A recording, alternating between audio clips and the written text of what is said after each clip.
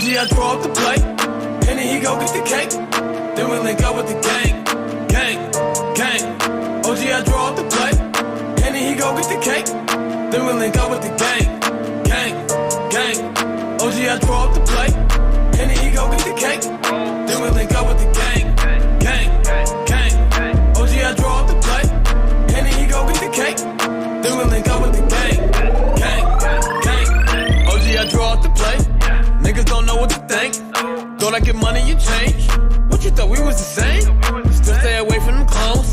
Niggas better leave me alone. Talking about niggas as low. Run with niggas who don't know you. Whoa, I make that zagging when city to city. You niggas not hot in your state. If it was money to get a hit Henny, we get it and never complain.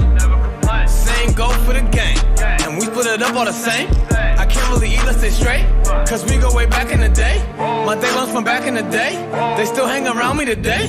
You wanna come round us, you can't. I'm rolling up loud, it's great. But mama, she bad but complain, cause I'm too in love with my dreams. And I gotta get on the plane, and go get this money with Kenji. I draw up the plate, and then he go get the cake.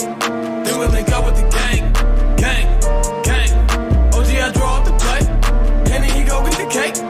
Then we link up with the gang, gang, gang. OG, I draw up the plate, and then he go get the cake. Then we link up with the gang, gang, gang. OG, I draw up the plate, and then he go get the cake. Then we link up with the gang, gang, gang. I get the bag with the gang, taking that Zach to the bank. And it be all in my drink. You niggas is stupid, you think that shit change? You not even hot in your gang. Ain't nothing even hot about your gang. You niggas be lying about same. Be posting them pictures of guns for the fame. Niggas just look at me different now. Say that's your man, but he a clown. Don't fuck around with the fuck arounds. Little nigga, you should cut it out. Me and my niggas take different routes. Punch a bitch nigga all in his mouth. Hold up my nigga, we different now. I need a Robert, this is my style. I get a check today, I spent it all tomorrow. I get a bitch today, she probably a foreign model. I get a check today, I spent it all tomorrow. I'm with my gang today, tomorrow never promise. OG, I draw up the plate, and then he go get the cake. Then we link up with the gang, gang, gang. OG, I draw up the plate, and then he go get the cake. Then we link up with the gang, gang, gang. OG, I draw up the plate, and then he go get the cake. Then we link up with the gang, gang, gang. OG, I draw up the plate, and then he go get the cake. Then we link up with the gang, gang, gang.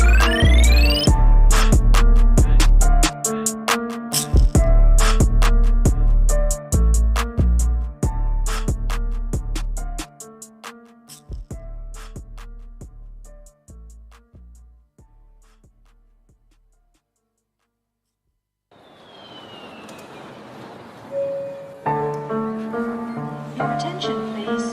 Please do not smoke in the terminal building. Smoking is only permitted in the specified smoking areas. Zach. OG, I draw up the plate, and then he go get the cake. Then we link up with the gang, gang, gang. OG, I draw up the plate, and then he go get the cake. Then we link up with the gang, gang, gang. OG, I draw up the plate, and then he go get the cake. Then we link up with the gang, gang, gang. OG, I draw Think I'm cute. I know I'm sexy. I've got the look that drives the girls while I got the moves that really move them. I send chills up and down their spines. I'm just a sexy boy. I'm not your boy toy. I'm just a sexy boy. 500 plus uploads. We are taking over the internet. I make them shiver. They just get weak whenever I'm around. They see me walk. They hear me talk. I make them feel like their God ain't real. I'm just a sexy boy. I'm not your boy toy. I'm just a sexy boy. Woo! Y'all ready to do this? I'm not your boy toy. That might flip though. Eat your heart out, girls. Hands off the merchandise.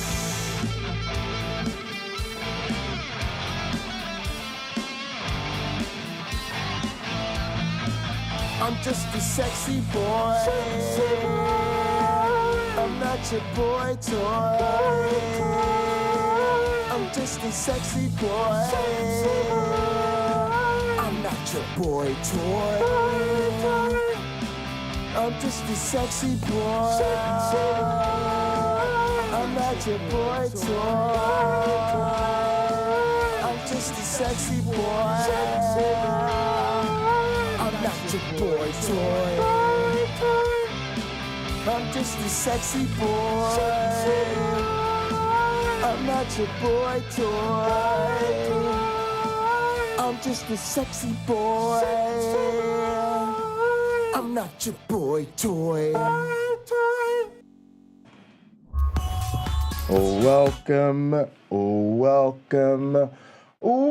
Welcome everybody to another edition of the Pocket Locker Podcast. I am your host with the most, all the way from the East Coast. And as always, folks, I am in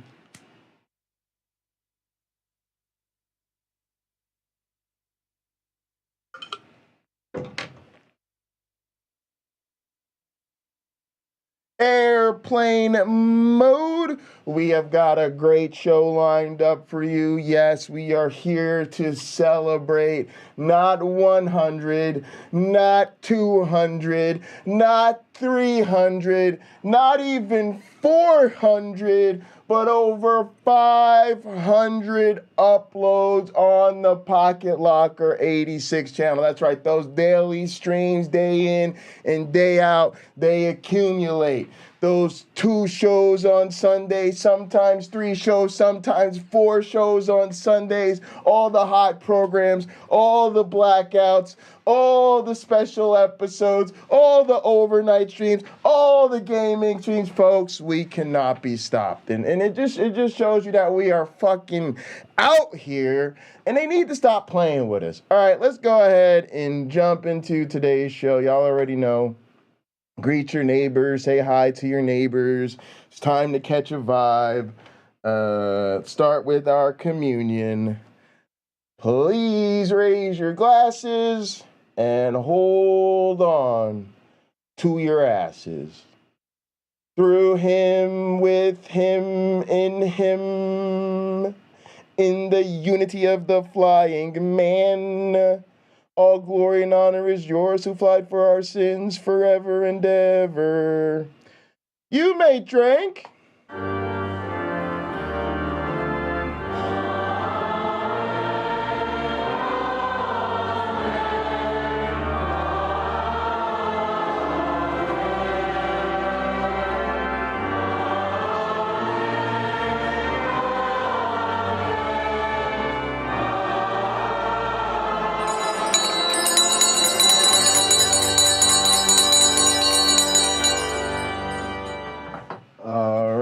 And that was our communion hymn.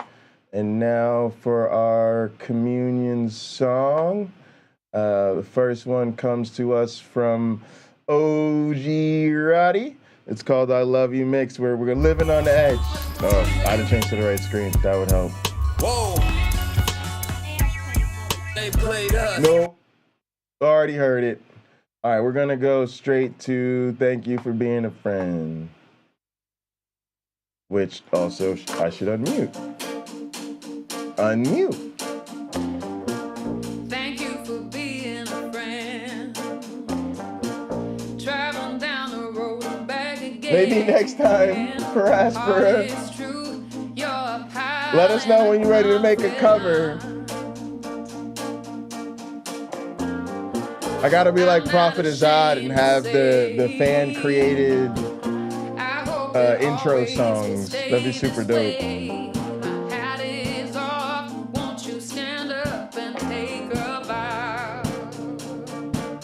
Here we go.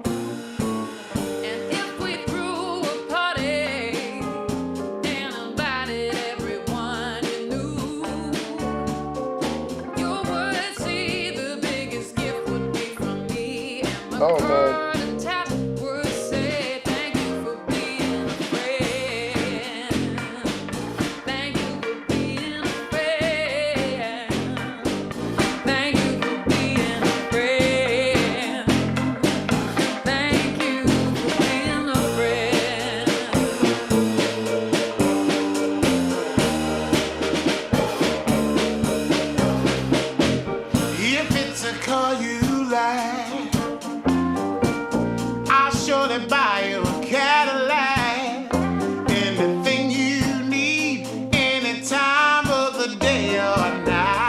I think they've got guitar tracks in the keyboard. I'm not ashamed. It sounds great, by the way. I hope it always stays this way. My hat is off. Won't you stand up and take a bow? Here we go.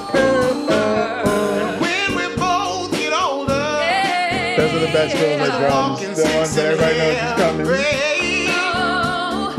Have no fear, even though it's hard to hear. I will stand up close and say thank you for being a friend. Thank you for being a friend. Oh, thank you for being a friend. Thank you for being a friend. I wanna tell you about a friend. Thank you for being a friend. Thank you for being a friend. Thank you for being a friend. And when we die and float away into the stars, the Milky Way. you hear me call as we ascend. I'll say your name, then once again, thank you for being us.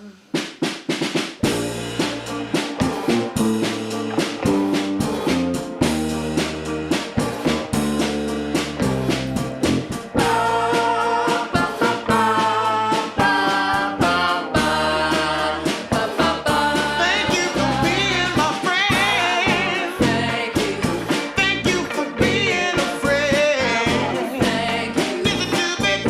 being I wanna thank you for being. Thank you. being a friend. Thank you for being a friend. I wanna thank you for being a friend. They're so good. Hey, AR, Trees, Pillar, Breeze in the house.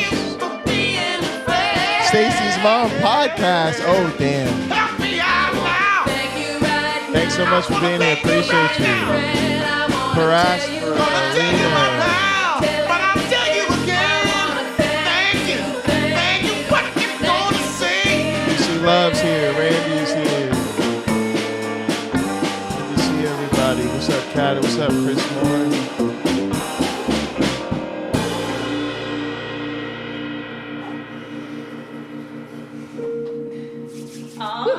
Okay. All right, gang. First up, man, we're just going to get right into this damn thing today. And we have a dynamic duo of denial and Alisa Childress and Sean McDowell. And I just thought, what better way to celebrate 500 uploads than to really bring it back to what are we here to do on this channel? Y'all already know we're part of the Gin and Truth Network, and this is where fucking count apologetics goes to die. Right? Like let's just stick to the basics. We are here to make fun of apologists, make them look stupid, make Christians feel bad about their faith. Why? Because it's time to stop being a Christian. I don't know what to tell you, but when your faith relies upon heroes and fucking figureheads like Alisa Childress and Sean McDowell, you need to turn around and go back to where you came from, because you are headed in the wrong direction. I can promise you that.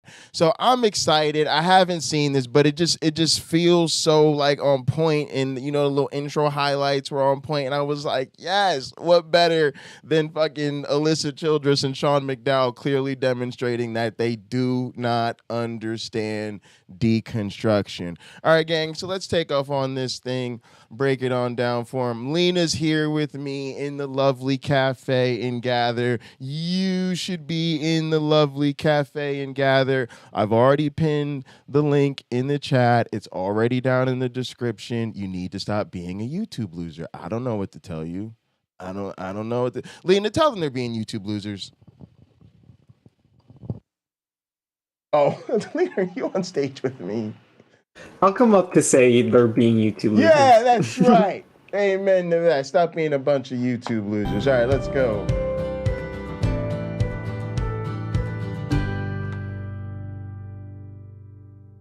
Got a great video for you today, but I just want to remind you that my new book, Another Gospel, is coming out very soon. You can go to alisachilders.com/anothergospel to check out the bonuses you'll get for pre-ordering before October 6th. alisachilders.com/anothergospel. Hey friends, welcome to the Alisa Childers podcast. We're going to talk with Sean McDowell today about deconstruction. I wanted to have Sean on the show because he has had several public conversations with Christians who have been through some kind of a process of deconstruction. And so our goal today is to try and understand this process better and help equip ourselves to help our friends who might be going through their own process of deconstruction. I also realize there may be people watching who are going through it themselves, and our goal is to help you through it also. But first, I want to tell you about our sponsor, Impact 360. This is a ministry, actually, that Sean and I both work closely with, and they're located in the beautiful mountains of Pine Mountain, Georgia. And they essentially exist to help equip the next generation of Christian leaders to live out their faith in the world, which is becoming more difficult. Even for adults, it's becoming more difficult. So one of the stop. No Christian commercialism. Gen Z Lab. The Gen Z Lab has 2 seasons of helping. Awful, so check awful. the author of Skip- several books skip for it. coming on. Yeah, Nobody you cares. bet, Alisa. Oh, wait. Let's get the little bio. Apologist, author of several books. You know Sean, he Apologist, does all the author of things. several So Sean, books. it's so great to have you on. He's a famous liar. Y'all know Sean McDowell. Come on, everybody knows Sean McDowell. He's all the atheists' favorite Christian liar who sometimes like to pretend he is an atheist.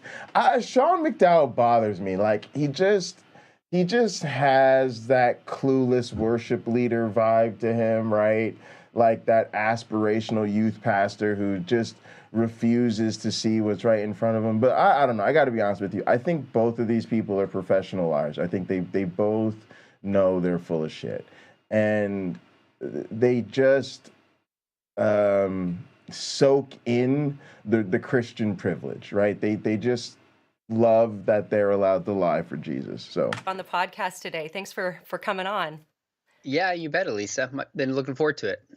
Well, I saw your discussion with John Steingart from Hawk Nelson on the Unbelievable podcast. And just to give the listeners a little background, we have been seeing more deconstruction stories in our news feeds as time goes on. And a lot of those are coming from the Christian music industry.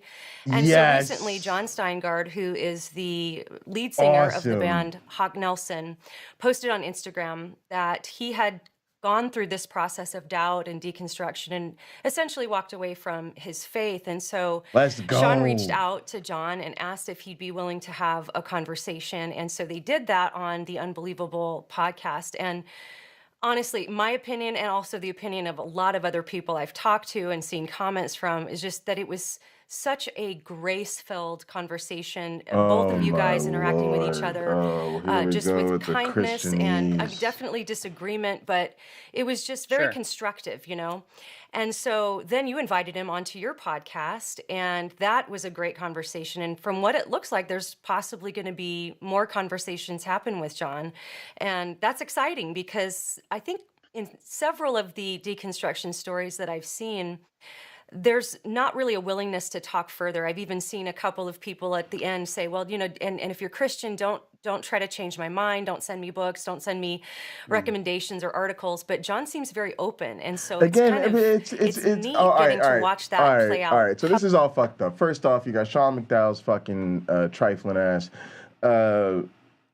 You know, basically being like, "Hey, bro, you deconstructing, it's all good. Let me just make sure I could get some of this good grift, grift, the gift that keeps on giving." Right? Like he just, like, this whole thing where you pretend to have conversations where they're really curious and really supportive, like these are not people to be around when you're deconstructing. You know, it's so hard for people. Like, this is the hardest thing people will do. I often say I'm more proud of myself for not believing the religion that I was raised to believe than I am of finishing grad school, because I think it's that difficult. But it really pisses me off that they're just taking advantage of the situation and trying to pass it off as being here to help the person, when clearly they're here to make the person stay in the religion and make them feel bad about not leaving. Yeah, I don't know.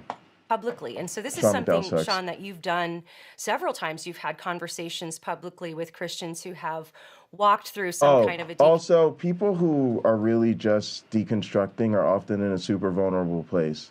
I'm sure a lot of you in the audience can identify with that feeling of like wanting to stay in the faith at times, right? Where it's just the idea of no longer having God in your life, or, you know, not the uncertainty about how this will affect your relationships and your sense of community, and it's all terrifying. And I know for myself and a lot of other people who deconstruct, there's a lot of time like where you really wish you could find a way to stay in the faith and remain in the church, and it happens on it's in a process, right? So you're really just on the other side of doing everything you can to maintain the identity.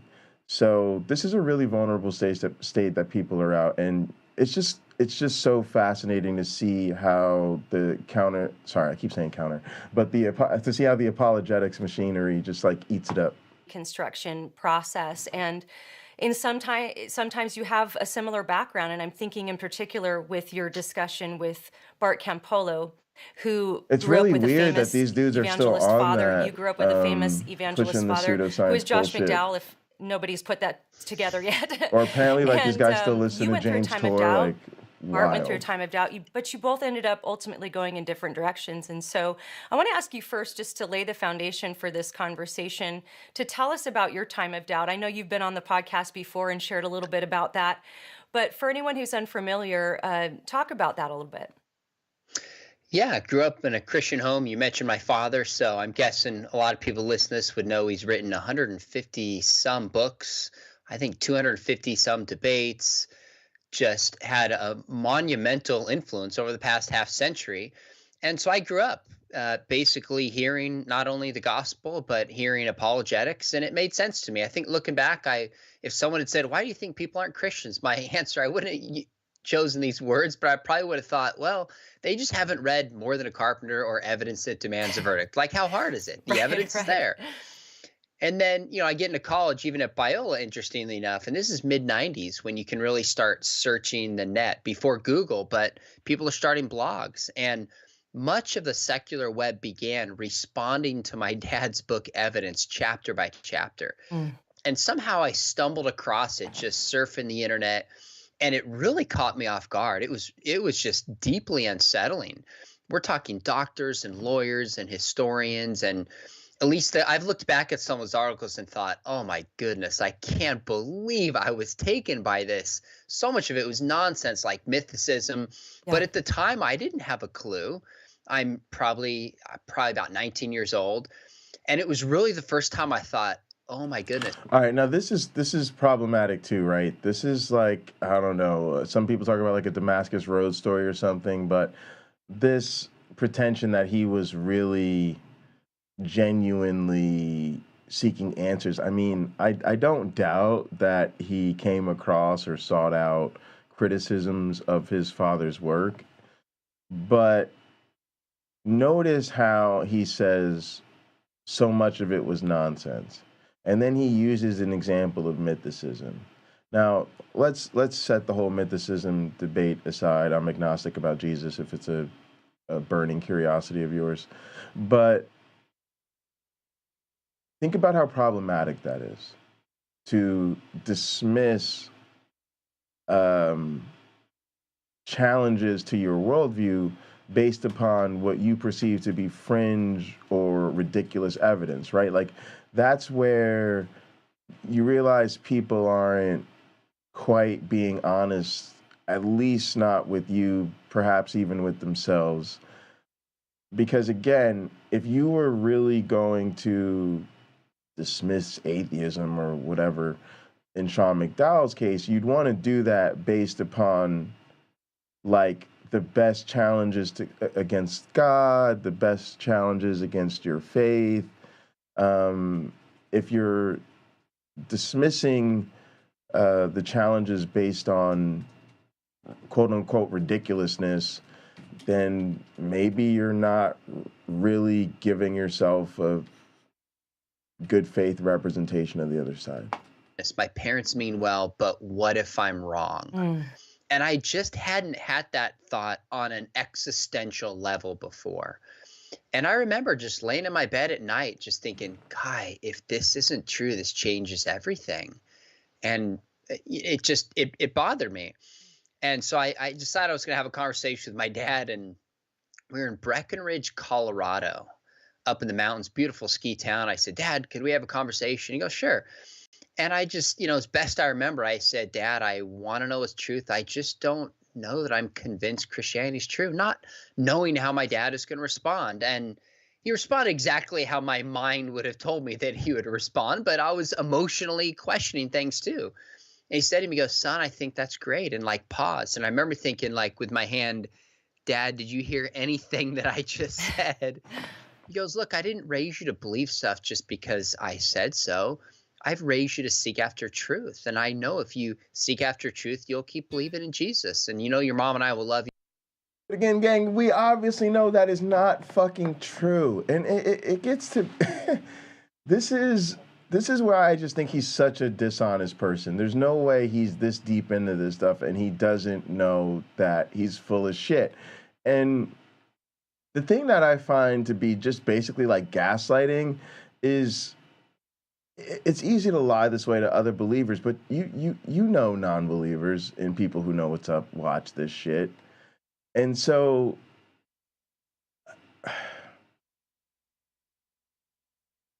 it really bothers me that Christians try to monopolize truth as a branding strategy. Like, they just insist that they're the honest people in the room. They just insist that they're telling the truth. When we know, based on actual scientific evidence, that the claims in the Bible are bullshit, right? Like, I mean, it's literally just this archaic worldview, and fake it till you make it. If you believe it hard enough, it'll be the reality that everybody's willing to operate within.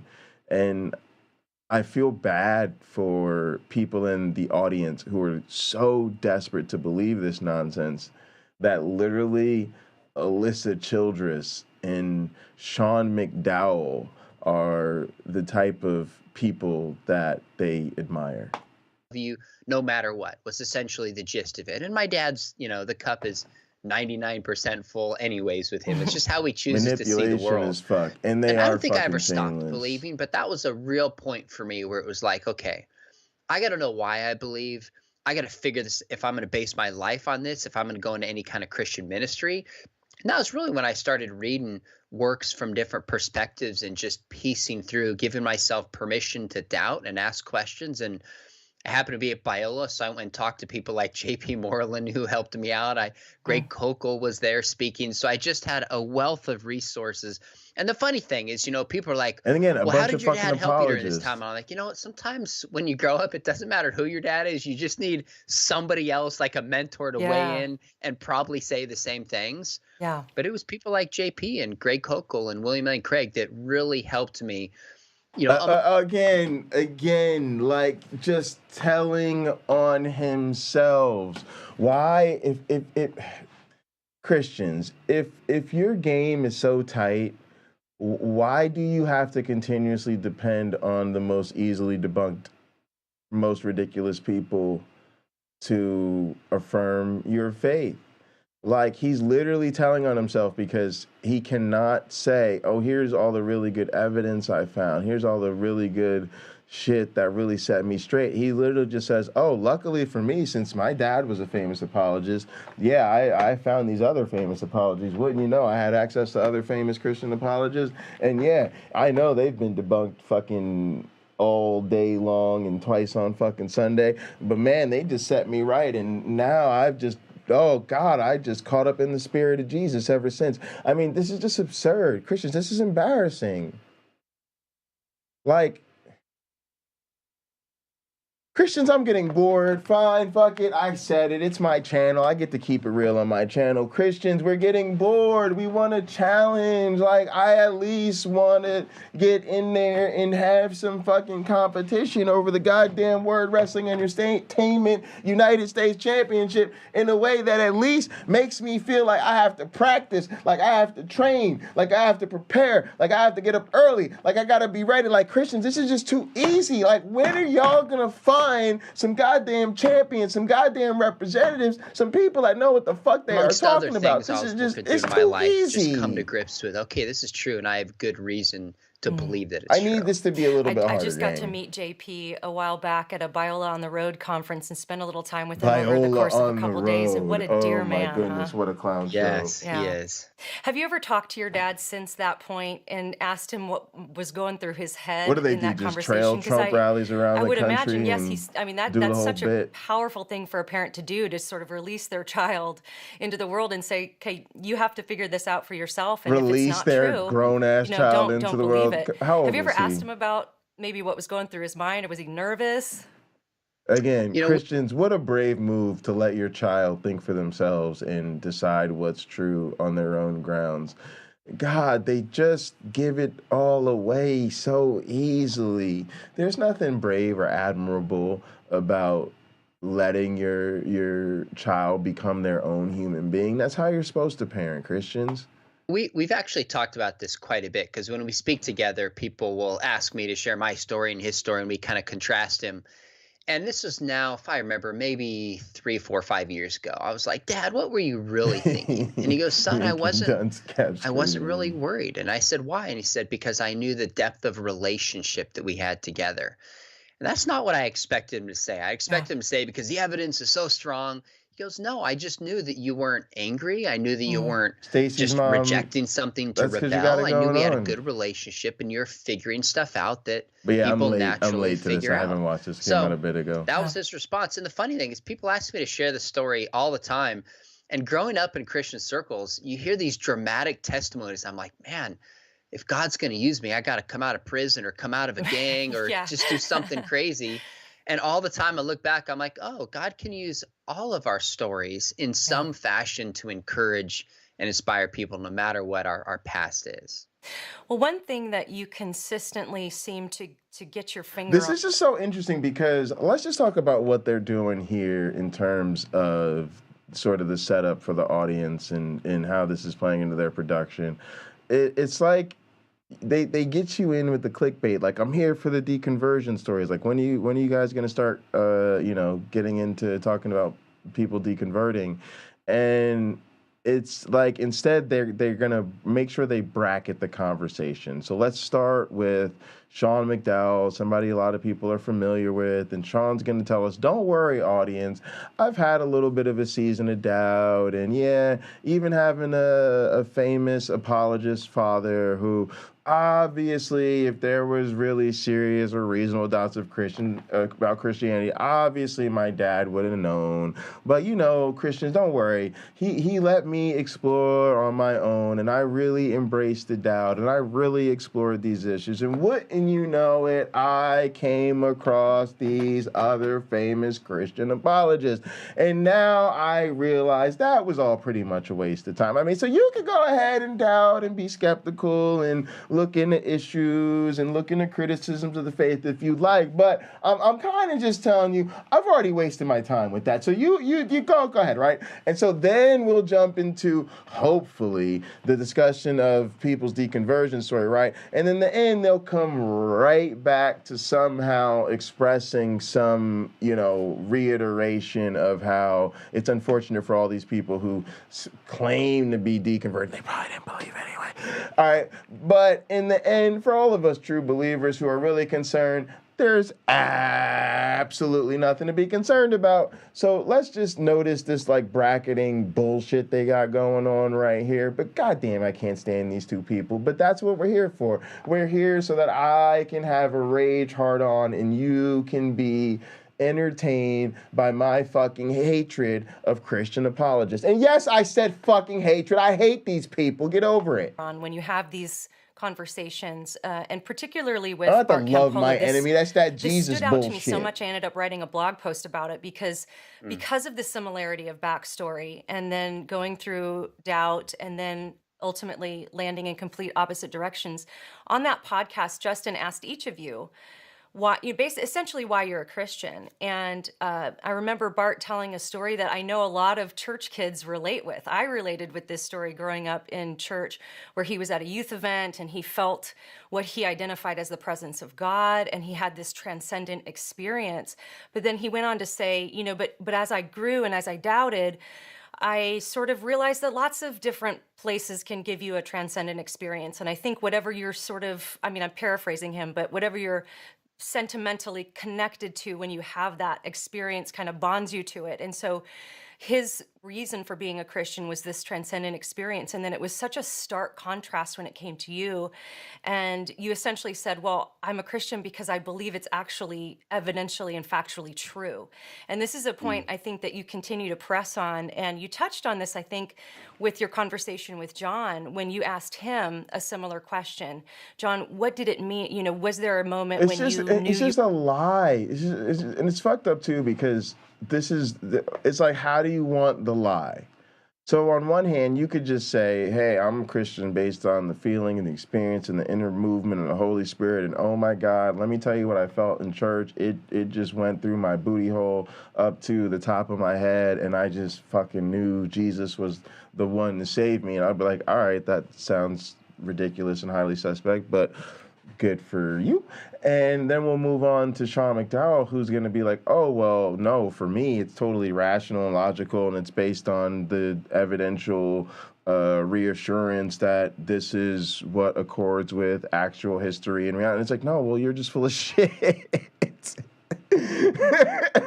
Like, oh, I forgot why I don't watch this man when I look at him and see him on YouTube. I can't stand this human being. When you became a Christian, I forget how you asked him, and he gave an answer. Can I just fight? Can we just fight? A little more. Yeah, no, and I said, really just for want me, to fight it was when apologists. I realized that I was a sinner.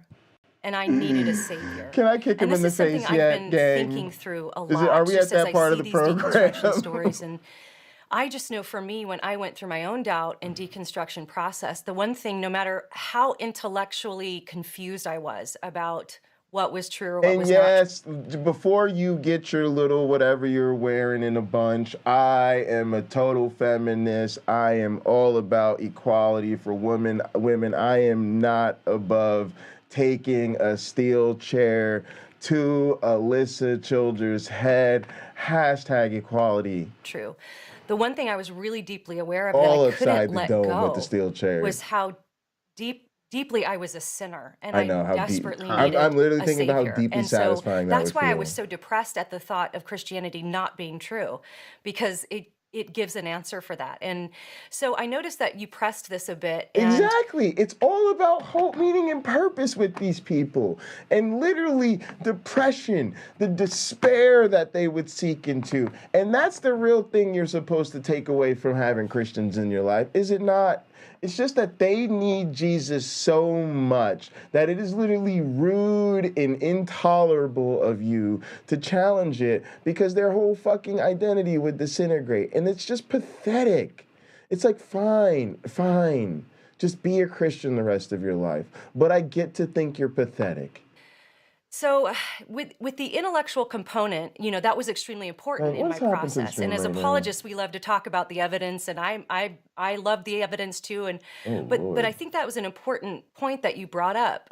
For the Christian, like that moment of conversion, it's a realization of our sinfulness. And I wonder if you might just unpack that a little bit. Yeah, I've had dozens of these conversations, some on air with people like Bart Campolo and Ryan Bell and others, and quite a few, even a lot more off. And I haven't seen a study on this, so if somebody listening to this has a study, send me a link. But I've never talked to a former believer when I ask him the experience that's defining in their faith. And the experience is, man, I realized I was a sinner and I needed God's grace of transformation. I'm sure there's some people out there that would say this. I'm not denying their experience. Yeah. But time and time again, it's like I wanted to be a part of a movement, or I felt God in worship, or I felt God in creation, or I just wanted to be on the side of justice, which are all fine. But what's the defining experience of being a Christian?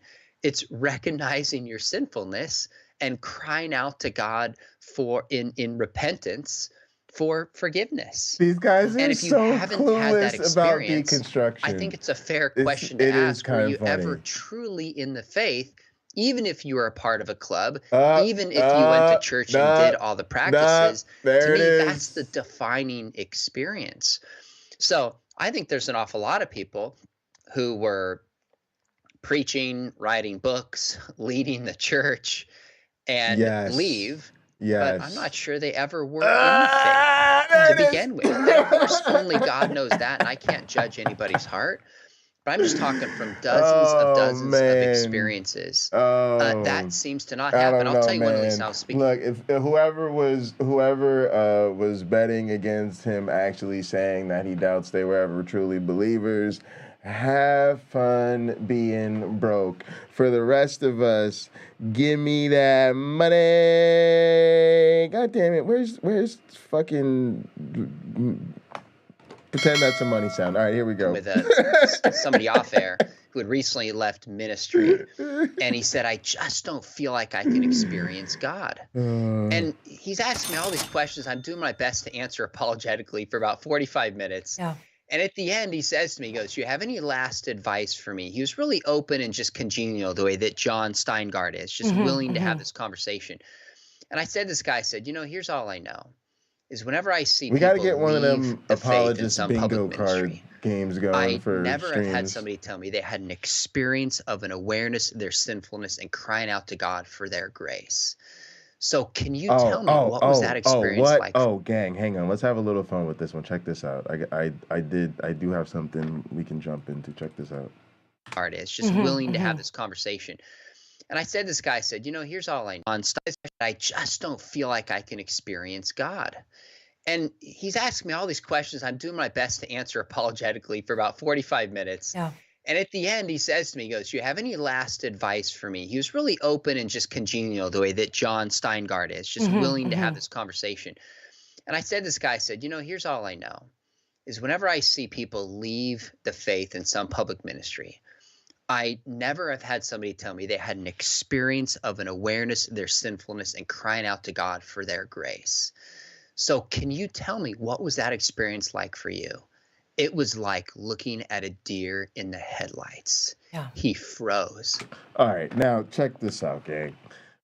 I did happen to catch this comment down here. It was like, I think it's one of the first ones. All right. Let me slide out over here for a sec.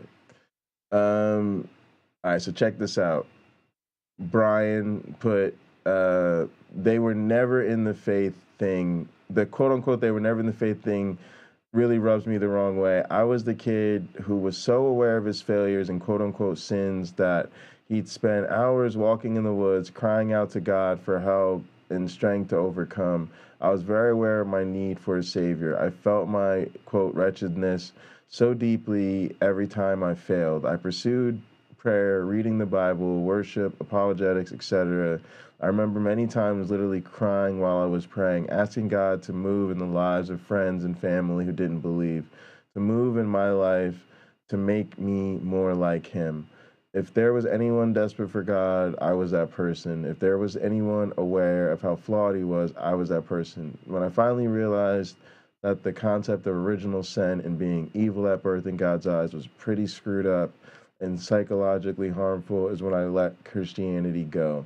My lifelong depression lifted. Ironically, I prayed for years for God to lift me out of depression, and it took abandoning the notion of God for it to actually go away. Oddly enough, I haven't gone around murdering, stealing, and raping everyone in my path now that I don't believe in God. In fact, I literally have the same basic moral standard I had as a Christian, possibly a higher one since I take responsibility for my own actions now. If you all want to say I was never really a Christian to begin with, that's your business, but I know myself, and I was so convinced Christianity was real, I was ready to go into the mission field. Ironically, it was apologetics and study of Christianity and contradictions within Scripture. Hang on a sec, what am I doing? Sorry. And contradictions within Scripture, as well as God's character in Scripture, and the lack of seeing evidence in the real world for what I was reading that led me to walk away. My faith wasn't just built on fuzzy feelings like this podcast seems to imply. Exactly. Like I say, when somebody tells me they're an atheist, I assume they were a more serious Christian. It's just the way it is. So many of us were, worked at a church, involved in ministry, missionaries. We're trying to become ministers. We're trying to become apologists.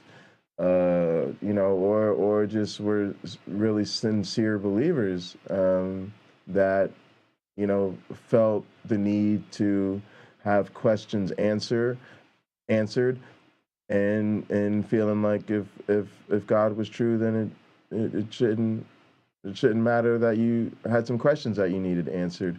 And definitely, I think that and that curiosity, right? That genuine thirst to understand. But yeah, I assume that about people who have deconverted, whereas I think that people who manage to be believers their entire adult lives are, for one reason or another, dealing with their faith at a very superficial level. And was like, I've never had that experience. Wow. And I just sat there. I'm like, this guy has been leading hundreds of people in ministry, speaking and preaching and counseling. And I said, well, what's holding you back? He goes, well, I guess I'm afraid what I would discover if I really probed into my own sinfulness. Wow. And I just said, all these other questions about God doing miracles and experiencing him today, that's the starting point. Yeah. That's the starting point. If you want to experience God, it begins with crying out for his grace and forgiveness. And it was like, thanks for dropping the link there. All the years in ministry, no leader had asked him that question. But because he was articulate, because he was good with students, throw him up on stage, give him a huge platform, and never even probe that experience. So that's woken me up to how important it is that not only is this true, which can help guard our hearts, but is there a recognition of our own sinfulness? That's the defining experience. That's all right. Well, first off, this is ridiculous. If that's gonna be what you think undermines people's deconstruction stories, is they're not aware of their own sin. Like, I mean, that again, you're dealing with people who take all of that shit so seriously, and that's largely why we're having this conversation about them to begin with. I'm trying to imagine if a psychologist or therapist, I guess, who treated somebody dealing with religious trauma or dealing with this experience was hearing Sean or Alisa, and I just imagine they would be horrified. I just really, really do. Because of the gaslighting. So but it is amusing. It's they're gross because they're so like full of themselves. But yeah, this is just really horrendous things to say. And it almost again reinforces my belief that they don't actually really have any serious, meaningful relationships with former believers. Um, if they do, they're like the atheist versions of coons or whatever, right? Where you're gonna let your Christian buddies say stupid bullshit about former believers and not check them on it. Gospel. And I think hearing you press this in your conversations has helped make sense of a bit of my story because, going back, growing up in the church, I know that Also, I wanted to make the point that it's totally unimpressive as well because we're always talking about people who are, in this case, deconstructing. So they're leaving a faith, right? Well, what does that mean? Well, it means that likely they've already been fully indoctrinated with the bullshit of this nonsense about sin, right? So they're not starting from there's no such thing as sin, grow the fuck up, and then evaluating as an adult with their grown mind, does this faith make sense or not? They've already been beat over the head with this bullshit about sin literally since they were soft in the head, as Uncle Bobby would say. And now the fact that you're having this conversation with them and they're like, well, I've never really wanted to fully wrestle with my sinfulness. It's like all you're doing is describing somebody who's been brainwashed into a cult, still using the language of that cult to work through this process that they're going through. And I gotta be honest, I always suspect that stories like this are embellished at the very least. They sound like pastoral fictions, to be honest with you. But to the extent that this would be describing a real conversation with somebody who's genuinely deconverting, it also kind of has that hint of something you might just say to get away from this conversation with Sean McDowell, like sort of a way you get out of this type of conversation. Like you literally hit him with the, oh, well, I've never really thought about my sinfulness like that, right? And then this fuckface takes it and like runs with it. But really you're just like, it's trying to end this silly conversation with a Christian who seems clearly insecure or threatened by your deconstruction and needs to fix it because that's literally his fucking business model. Was a Christian. I was aware of my sinfulness, even as a Christian, wandering off the path at times and knowing how desperately I needed God's grace, just desperately. And so, but my faith was informed by, I believe, a real born again experience. But evidentially, I had nothing except my feelings. So that's where I related with Bart's story of feeling what I identified as the presence of God in worship. But then when I was going through doubt and deconstruction, being convinced by an agnostic that those feelings were just synapses in my brain that were firing, much like what Bart said, firing in response to some kind of sociological stimuli that I connected with on an emotional level. And so, that made that seem true to me.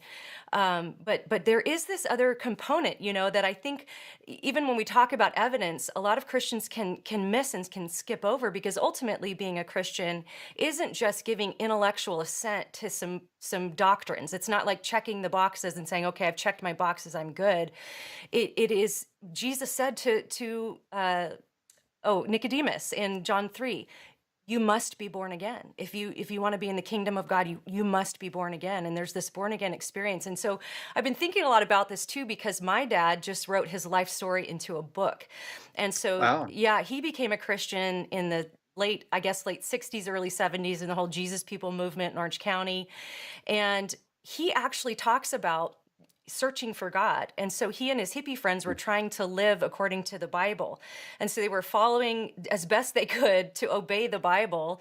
And they were actually preaching and witnessing to other hippie friends. But because they hadn't had that moment of being aware of their sinfulness and having that born again experience, my dad in his book talks about how he would try to get people to do LSD while he preached to them because he thought that's how you really could understand the Bible. What a sick and twisted worldview, gang, that you literally cannot understand this Christianity thing until you become convicted of your sin, until you realize that you are a dirty, filthy sinner who literally deserves death, literally not deserving of life. If not for the grace of God, that you'll never really, like, again, how odd, like how unapparent must your God be? How not obvious is, like, it's so weird. Again, so which is it, Sean?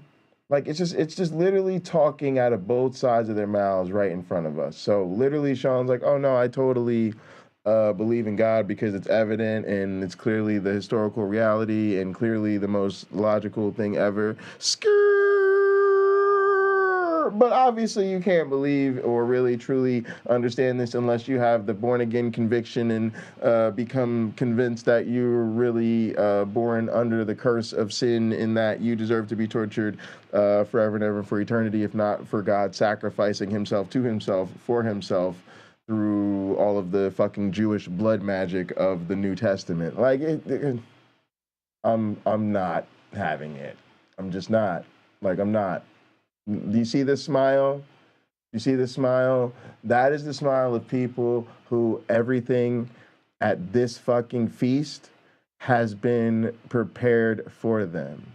Everything at this feast has been served to them. They are to do nothing but enjoy and play and dance the night away. Why?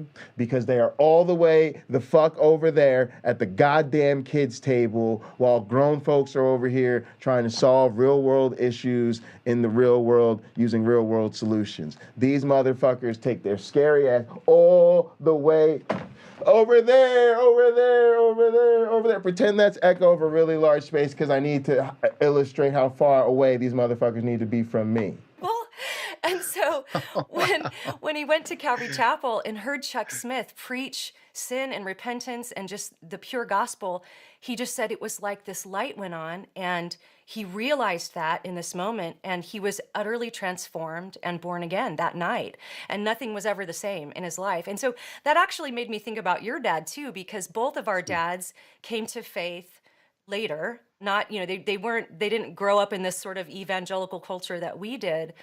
And there was a comment someone left on my Facebook page where he said, I became a Christian at 27, so there was nothing to deconstruct. And so I think about your dad, whose faith was so carefully constructed, and which I think safeguards from that deconstruction process. I wonder if you would. Now, gang, I don't want to suggest that I'm getting the instinct to hurt Alisa Childers.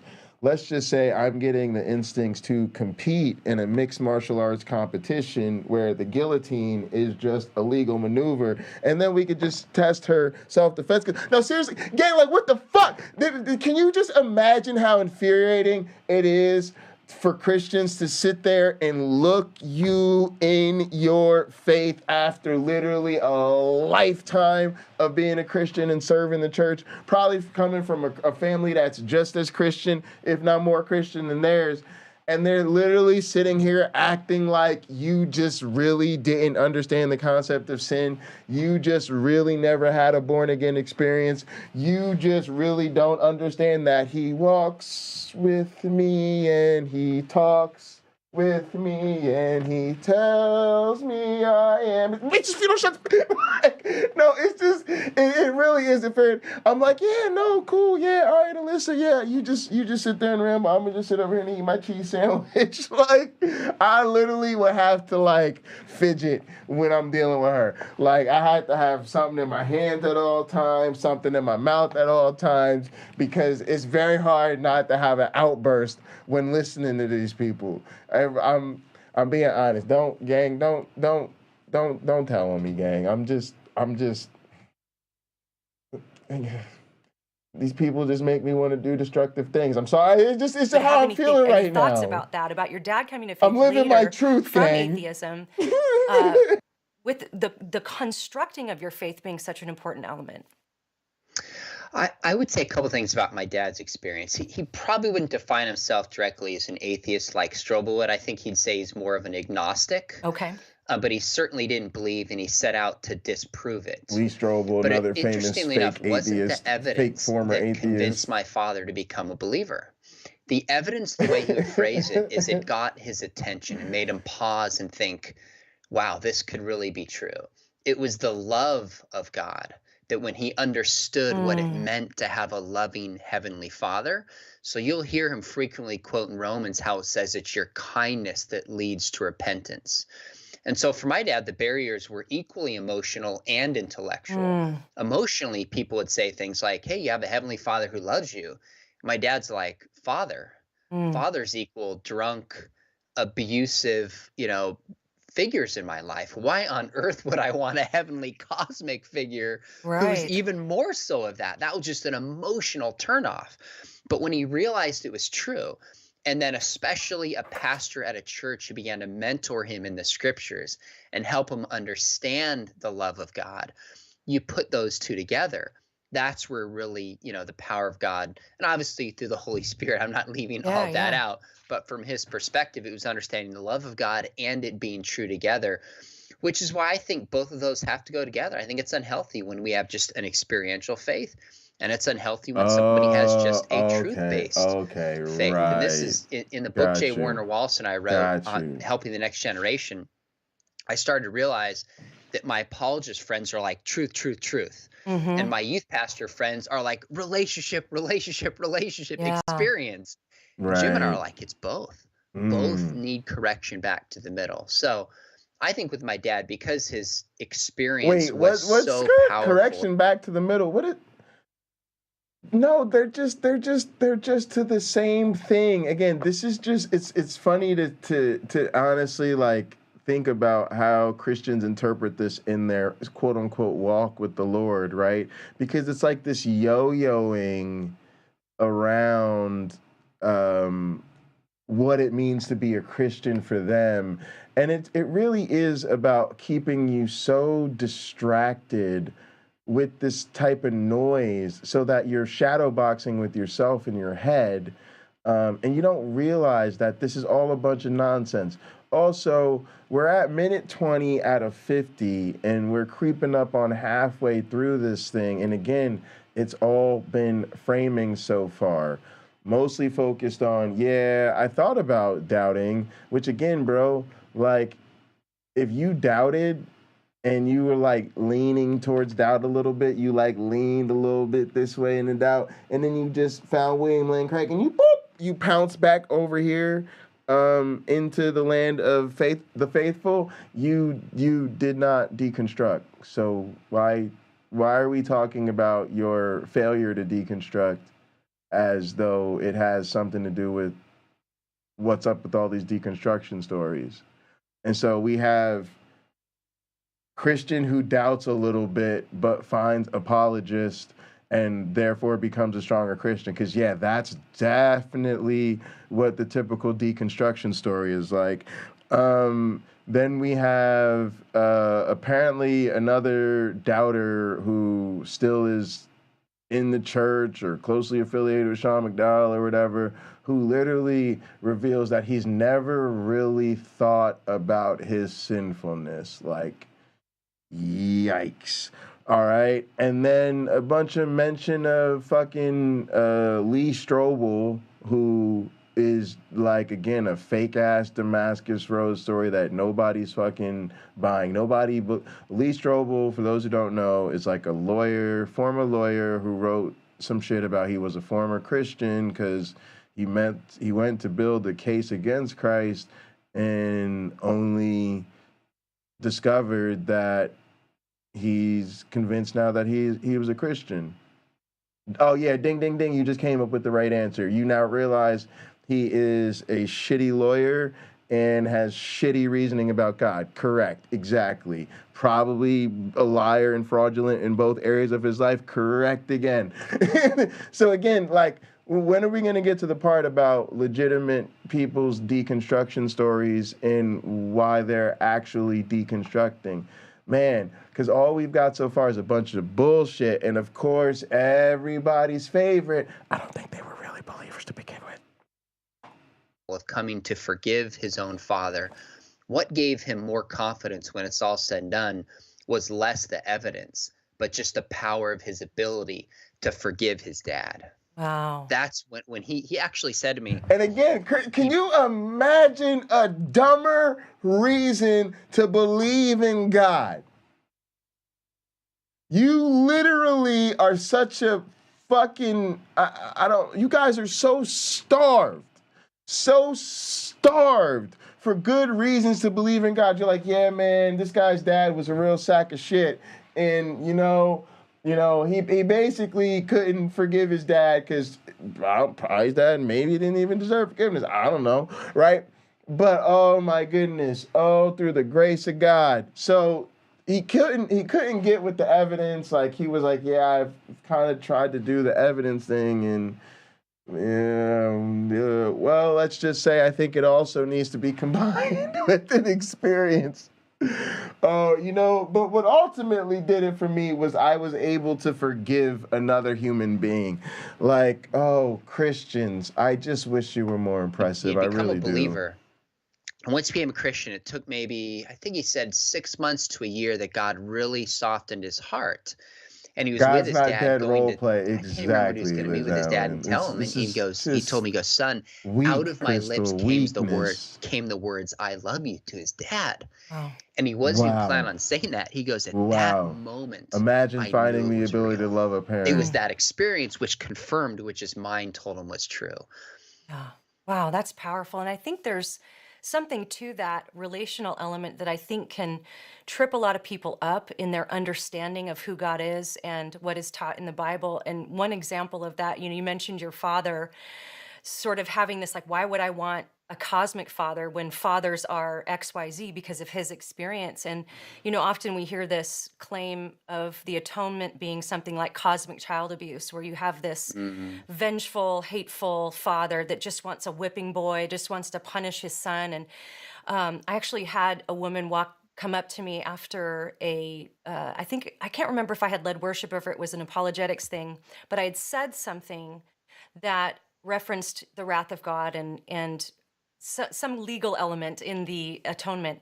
And she said, I believe what you're saying, but it's so hard for me. Like, I want to shut down when you start talking about that, because my dad was abusive. He was wrathful. He was drunk all the time, and he'd fly into these drunken rages and abuse us. And she's like, how can I reconcile those two things? And I think that is a huge component of the emotional block I think people have that can play a role in the deconstruction process. And another thing that came up in your conversation with John, I think it was your first conversation with John, is I think he even mentioned it. Nope.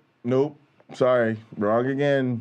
Real people don't deconstruct because of relational aspects. I mean, sure, maybe somebody could realize there's no God because God doesn't protect them from some fucking nightmare they've been praying about. But like, I really honestly have never heard a person talk about their inability to forgive somebody or some bullshit like that as a reason they don't believe in God. I don't understand, like, the relational aspect. To be honest, kind of works in reverse to me, like, where normally you find people who have daddy issues who feel like they need God because they find the example of an ultimate father. But again, it really does harken back to just treating non-believers with more respect. This really shows you how ideologically committed they are to not acknowledging the reality of what people who deconstruct are going through. They can't and they won't. Derek from Mythvision has talked about it as like extending us the fellowship, you know, of acknowledging that we were sincere believers. I've kind of talked about it as validating the sincerity of our former belief. I just think that if they did that, it would go a long way to having a real conversation on common ground. But I think that's exactly what they're aware of. If they acknowledge the genuineness of our belief, then they'd be very close to feeling like they would need to then acknowledge the reality that sincere believers can come to sincere doubt. And they just can't stomach that. Thing having to do with being a Christian for the benefit. And I thought the conversation was really interesting right there. And I think it inspired you actually to write a recent blog post. In fact, I'm going to put it on the screen here for people to see, where it says, don't teach your kids to be Christians for the benefit. Teach them to be Christian because it's true. And I wonder if you might comment on this, because you talk about this meeting you had with some Christian kids over lunch. So set the groundwork for this blog post a little bit, and then let's talk through it, because I think it's helpful for people to understand the deconstruction process, because we have a starting point that's really important. Yeah, this is a few years ago. I was invited to speak at this student conference all day, Worldview Apologetics. And then at lunch, this group of students, there's probably 6 or 7, if I remember, from a local youth group, invited me to lunch. And let's go through these reasons real quick. My parents are Christians. I enjoy going to youth group. My friends go to youth group. I enjoy being a Christian. Christianity gives me a purpose. Yeah, y'all don't have good reasons to be Christians. Conference all day, Worldview Apologetics. And then at lunch, this group of students, there's probably 6 or 7, if I remember, This from is a such local youth group, nonsense, invited me gang. to lunch. And I was about to take off, but it was Italian. So I was like, yeah, I'll carve out some time. We'll go to Italian. And we're just sitting around talking about sports, the weather, whatever. And I thought, you know what, let's make this interesting. So I said, I'm curious. You guys have all been in the faith for years. I said, tell me why you're a Christian. I just want to hear. And these are students in Christian homes, in youth group, leading worship, etc. Again, ambushing And as I went more around, inexperienced their people who answers were haven't like, had well, I life enjoy experience to it. think about it. Well, Yeah. my friends are here. It makes me feel good. I'm a part of something bigger than myself. My parents are Christians. And listening, I'm sitting there thinking, oh my goodness, how do we have kids who are 16, He literally 17, had- 18 years old? And that's the base. Maybe because they're fucking teenagers, Sean McDowell. Do you ever consider that? You asked 5 teenagers why they're Christians, and like a bunch of fucking inexperienced teenagers, they gave you teenage answers. Basis of their belief. I mean, if you're a Christian because your friends go there, when your friends go somewhere else, you're going to bail.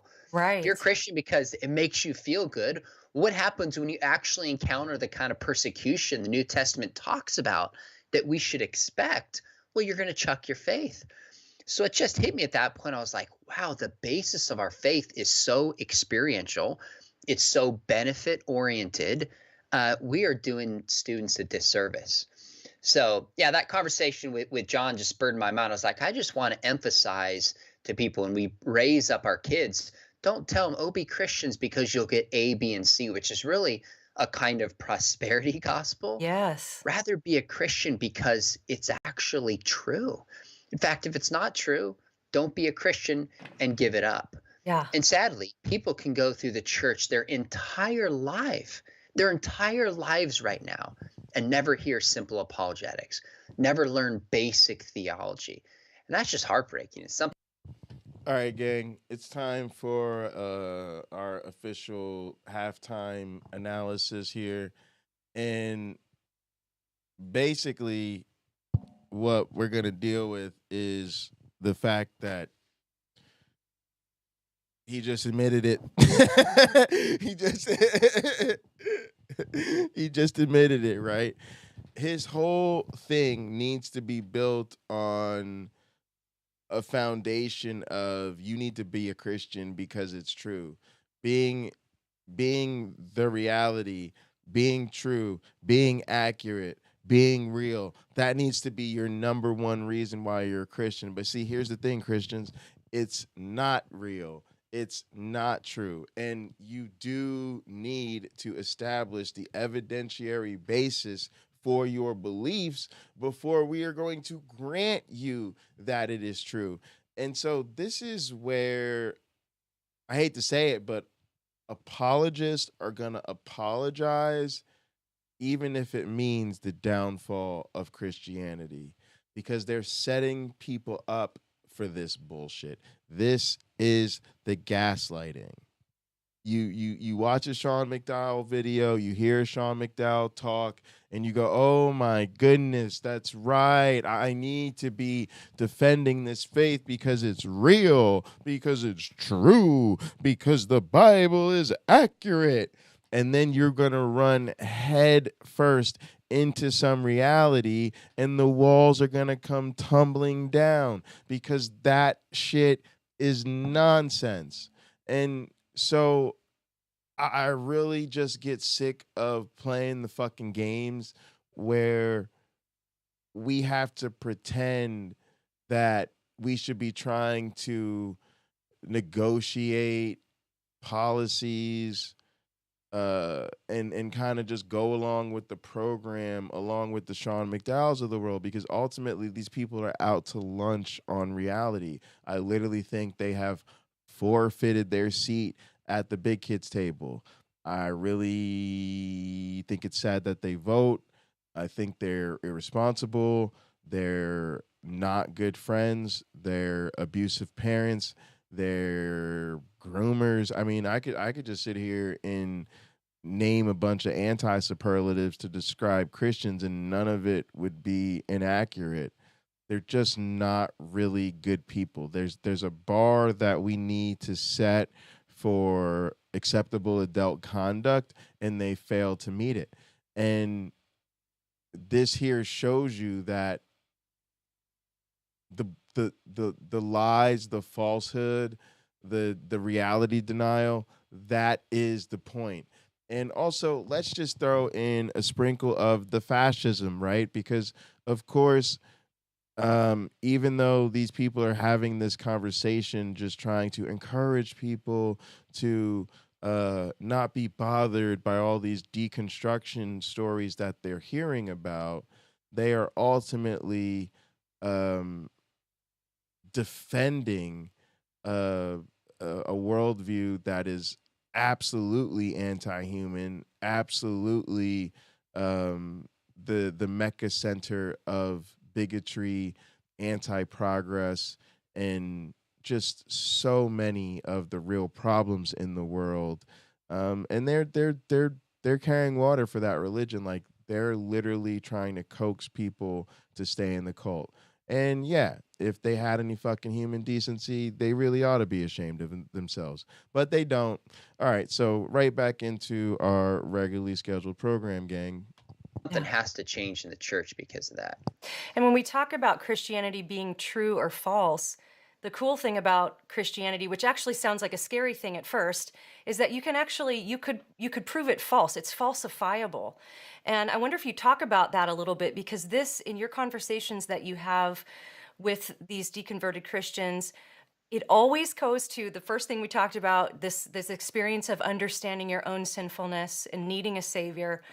But it also swings back around to the resurrection. So I wonder if you could, just in trying to help our listeners today to have better conversations with friends who might be in their own kind of deconstruction processes, or people who are watching who might be going through a deconstruction process, what role does the resurrection play?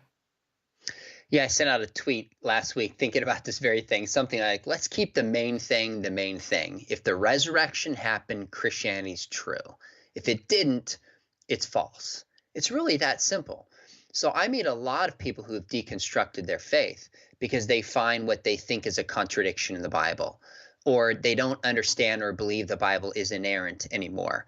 And that's like a crack that leads to them chucking their entire faith entirely.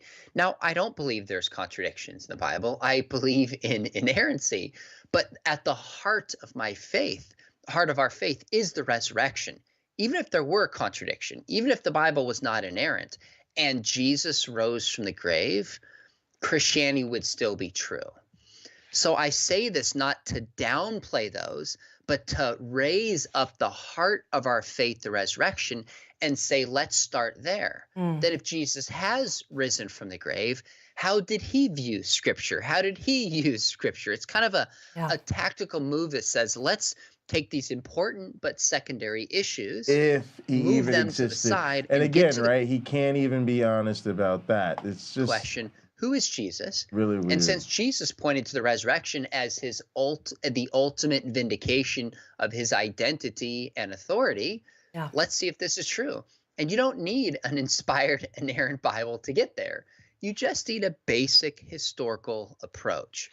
So a basic this is historical just kind of a approach, my ass. tactical move with somebody, because I found that So when I'm in weird. conversations, people get very hung up on important but secondary issues and aren't really able to prioritize even in their minds, like how important is the existence of God versus the way we should baptize. Like, okay, obviously one, and that's somewhat of an extreme example, but even like the age of the earth versus the existence of God and, you know, naturalism versus theism. Let's get to the heart of the issue, and then we can move to those important secondary issues. These are all I just losing found that more helpful battlefronts. with people. And it's very effective And in again, conversation. he's just pushing apologetics. He's just trying to say apologetics is more important than practical church matters. You need to learn how to defend God. And again, like, I gotta believe that somewhere in his mind, he knows these are losing arguments for Christianity. I think he's just riding it out. Cashing his check. He's found a good lane, a good way to be. He's doing a good thing for the family legacy and the family fucking business of being grifters. And he does not care that this type of apologetic nonsense is the very reason the pews are emptying. And as I've, watched and listened to some of these conversations, it definitely causes the other person to have to think about what they make of the evidence for the resurrection.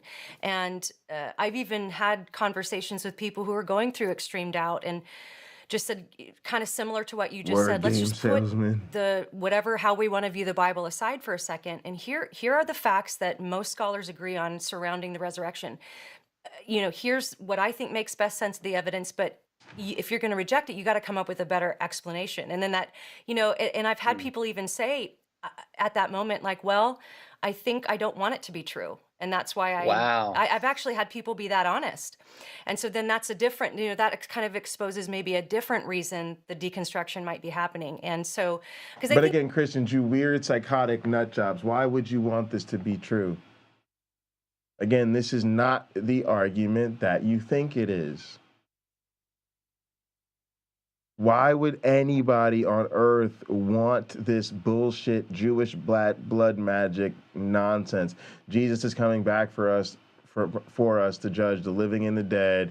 If you have jerked off God sufficiently, you will find yourself to an eternal life, which sounds like the worst thing ever. Oh, wait, the only thing worse is spending eternity away from him, which, in case you thought it was that silly hellfire and brimstone nonsense of you're going to burn forever, that was actually a metaphor. It's really just separation from God for eternity, which is way fucking worse.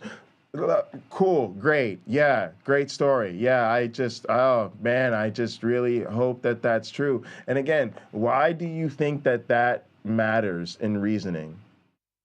Why does how much I want or don't want something to be true factor into this equation for y'all? I'm an evolutionary biologist. Ask me if I want evolution to be true. It's a stupid ass question. Something is either true or it isn't true. Shit is either the way it works or it is not the way it fucking works. I don't think natural history, the natural processes that discovered, are a good thing. I literally don't. I think evolution is the reason every single motherfucker watching this stream right now is going to die, guaranteed. All of that shit that makes you mortal, fucking susceptible to disease, cancers, bacterias, awfulness. Oh, and don't forget the bullshit along the way, like fucking car accidents, bad storms, heartache, fucking sadness, rejection from jobs, economic trials and tribulations. Like, I'm just indifferent to this shit. Because just for every single bad thing, I could have named a bunch of really good shit. The point is, people don't assess what they think to be real based upon what they want or not want to be real. Well, there's a word for that, and it's called wishful fucking thinking. And again, it is why your ass belongs all the way over there at the children's table talking about how you want a pony from Santa for Christmas because you've really been good this year. Nobody in reality land gives a fuck about what anybody else wants to be the deal in reality land. I think it's so easy for us, especially apologists, to just be like, well, let me just give you the evidence and you'll be set, but there are a lot of different reasons that people experience doubt and go through their deconstructions. But I love that you parse these things out so carefully, because it makes me think of J. Warner Wallace's story, which, you've co-written books with him. We both know him. Cold case homicide detective in Los Angeles, as skeptical as they come. And yet he became a Christian based on the evidence. And he even talked about not only is there not always a benefit, it's actually detrimental sometimes to my life. And he wrote this in a blog post that I just want to quote. I think this I'm going out with quote euthanasia, gang. It's so good. But he said this, Christianity Under is the not doctor's easy. care and all that It doesn't good shit. always work for me. There are times when I think it would be easier to do it the old way, easier to cut a corner or take a shortcut. There are times when doing the right thing means doing the most difficult thing possible. There are also times when it seems like non-Christians have it easier or seem to be winning. It's in times like these that I have to remind myself that I'm not a Christian because it serves my own selfish purposes. I'm not a Christian because it works for me. I had a life prior to Christianity that gang, this is, as Uncle Bobby would say, emotional Munchausen syndrome.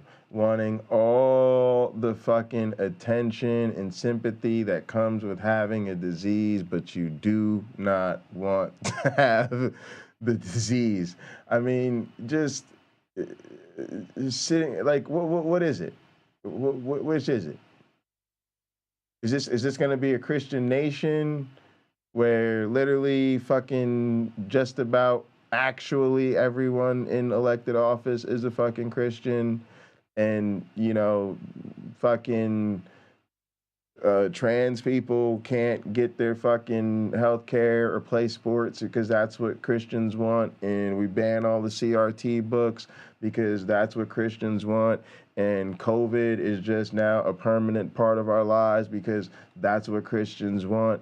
Like, but somehow it is just always so fucking difficult to be a Christian. Why? Because what is it? What is it really? What? Come on, tell me what it is. What is it that you're so envious of with atheists? Is it that we get to sleep in on Sundays? Is that really grinding your gears that we get to sleep in on Sunday? Is it that we just get to have all the sex we want, which is usually very, very hardly different than the sex we were having as Christians?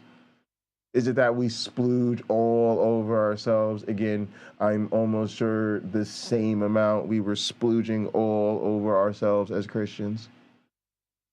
What is it? Because I gotta be honest with you, if it really feels like the non-believers are winning, I would hate to see how you guys play a losing hand. I would hate to see what you guys do if you don't just get to keep a couple of Jesus and God aces up your sleeves at all fucking times. Cause come over here and I'm gonna tell you what a losing hand really feels like, Jack. I'm gonna really let you know what it feels like to be not on the winning team. I'm gonna let you know what it feels like to actually be part of a minority group. I'm gonna let you know what it feels like to actually look through all levels of government, from city to state to federal to fucking international, and realize you have next to no goddamn representation. Seem to be working just fine. And my life as a Christian hasn't always been easy. And I love this quote in particular because he references that I had a life prior to Christianity that seemed to be working out just fine. He was highly successful, had a good marriage, he was happy. And so I think, again, just sort of looking at the foundation to construct get you a a friend correct that faith, won't a let you good rot faith. in pain. Glad you guys have a plan. It's important that we understand that Christianity isn't going to just give you this great life. As you mentioned, that's more like what the prosperity gospel teaches. But I think some of us were raised with those promise books that took all kinds of verses out of context, just pick anything that sounds good out of the Bible and apply it to your life. And then we can be utterly surprised when we're hit with hardship or something that doesn't seem to fit well. And so, Sean, you work a lot with young people. So as someone who works with that generation of young people, what can people in our generation do better to help, in your opinion, your experience, to help the younger generation, like our kids, develop a more lasting faith? Oh, cool. Let me just hook you up right there. Okay, here's this first thing you're gonna do. Step number 1, you are going to stop being a Christian. Step number 2, you're gonna do this crazy thing. It's called get a fucking education, preferably in science, technology, engineering, and mathematics. Now, if I seem biased in my perspective because I happen to be an atheist biologist, go fuck yourselves. I'm biased in my perspective. Everybody gets to have a bias and a perspective, and here's mine. So look, here's what you're gonna do. When you stop becoming a Christian, when you stop being a Christian, see what you're doing is you're letting go of the bullshit, right? Then when you get this thing called the STEM education, you're getting this lasting, enduring thing that's based in evidence. It teaches you things. It gives you fucking magic powers like employability, doing something actually productive in society rather than blasé and glavinoids and flapping your fucking gums about Jesus all goddamn day and being a motherfucking grifter. Yeah, and so you replace your faith in shit that is meaningless and does not work with a faith, so to speak, confidence, right? That's what y'all want to do. Y'all want to play fucking word games about what faith means. So let's play fucking word games about faith means. See, you replace it with faith, trust, and confidence in a process that you can really sink your teeth into and hold on, and it will endure. So that's it. That's the solution. The short answer is just stop being a Christian. God damn it. That's a great question. And there's nobody who did this better than Ravi Zacharias. See, again, and what I mean are by you this serious? is finding the Again, question. when the first 2 words out of your mouth are Ravi Zacharias, there is no need to pay attention to the rest of the words that come out of your fucking mouth. Behind the question. Yes. In one sense, I think Jay Warner's, he's pretty unique in a lot of senses. How many more fucking toxic Pokemon can this man mention before people realize what a fucking jackass this man is? Before he was even a believer, and his commitment Look, this motherfucker might as well be like, now look, I know that trying to find your place in the world can be difficult, but if you really think about the way Hitler carried it, I mean, the man really did make an impact on the world. And, listen, there's a lot of people who are entertainers and they're activists and they're kind of living the socialite lifestyle. But, there's just something about that Bill Cosby guy that was just something, I don't, and there's a lot of ways to be a rich man, but look, I mean, come on, let's be honest, Jeffrey Epstein with the island and the private jets and the young women, I mean, isn't that what how many times do you have to tell us all your heroes are fucked up before we can just go ahead and conclude that you also are indeed fucked up? Truth. I think is pretty unique. I don't think most people are that systematic and careful and logical and committed to following truth wherever it leads. I'd actually say for most people, the barriers are more moral and emotional and relational than they are intellectual. But it sounds more sophisticated to say, hey, I just think there's contradictions in the Bible than to admit, well, I just was disappointed and things didn't pan out as I thought they would. So that doesn't mean we don't take intellectual questions seriously. All right, Christians, look, I know there are just so many Christians just hanging off my every word, but check it, Christians. That's where y'all gracefully exit the stage. Okay, because let me tell you what's really going on here. Us hitting you with, let's just say there are a lot of contradictions in the Bible, is us basically sparing you. We think your whole world is nonsense, that you're sitting on some bullshit, that you're actually an immoral fucking person who literally worships a moral monster. You believe that virgins can get pregnant. You believe in a fucking talking snake. You believe that some fucking Jew was born to a virgin, suffered for our sins, died, was crucified, came back to life 3 days fucking later, ascended into heaven, and is gonna come back and judge us forever. Like, Christians, when we say we are no longer Christians because, let's just say, there are a lot of contradictions in the Bible, just fucking quietly pack your fucking shit and exit stage left. Because what we're really saying is you don't want to hear what we really have to say. But every conversation I'm in, I'm always asking myself, what's the heart of the question and how do I address the heart of the question? So I was having a conversation with a young man. He just graduated from high school, was heading to university. And I did this atheist role play. You've probably seen me do, put glasses on, pretend I'm an atheist. And when I was done, this kid came out to me and he goes, that was really interesting. He goes, I'm an atheist. I just recently left my faith. Can we talk? I was like, sure. So we sat out and we were talking. He's asking me these questions about ancient Hinduism and like these abstract questions. And I'm thinking, I just have a hard time believing an 18-year-old kid is really hung up on this. So I just said to him, I said, look, I could be totally off base, but my suspicion is that these questions you're asking me aren't really the issue for you. I said, what is the real issue? Why did you actually leave your faith? And why are you reluctant to come back? And he says to me, he goes, all right, gang, put your answers in the chat. Why did you leave your faith? Damn, it's so hard for me to recall because of the process. Obviously, you know, it's some form of coming to the conclusion that it's not true. You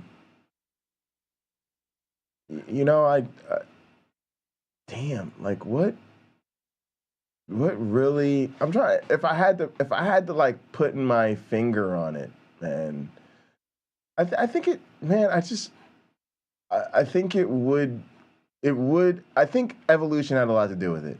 I think for me, like really working my way through, if we could naturally explain human origins in absence of a creator, then what did this concept of God even mean?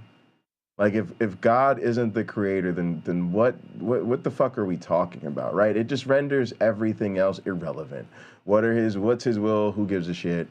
You know, Jesus died for our sins. Who gives a shit? Because there's no real God with power over life and death. There's no such thing as sin. Grow the fuck up. Like it just all came crumbling down. Well, I just graduated and I'm going to the university. I joined a frat and I just want to have fun for a while. I said, okay. Come on now. Now we're actually talking. Come on. Yeah. He just got to university, he joined a frat, he wants to have fun for a while. Again, you're talking to a child. But again, I'm looking at two grown-ass people who, I'm going to just say, both seem to be north of 40. No worries, it's all good. I'm headed that way myself.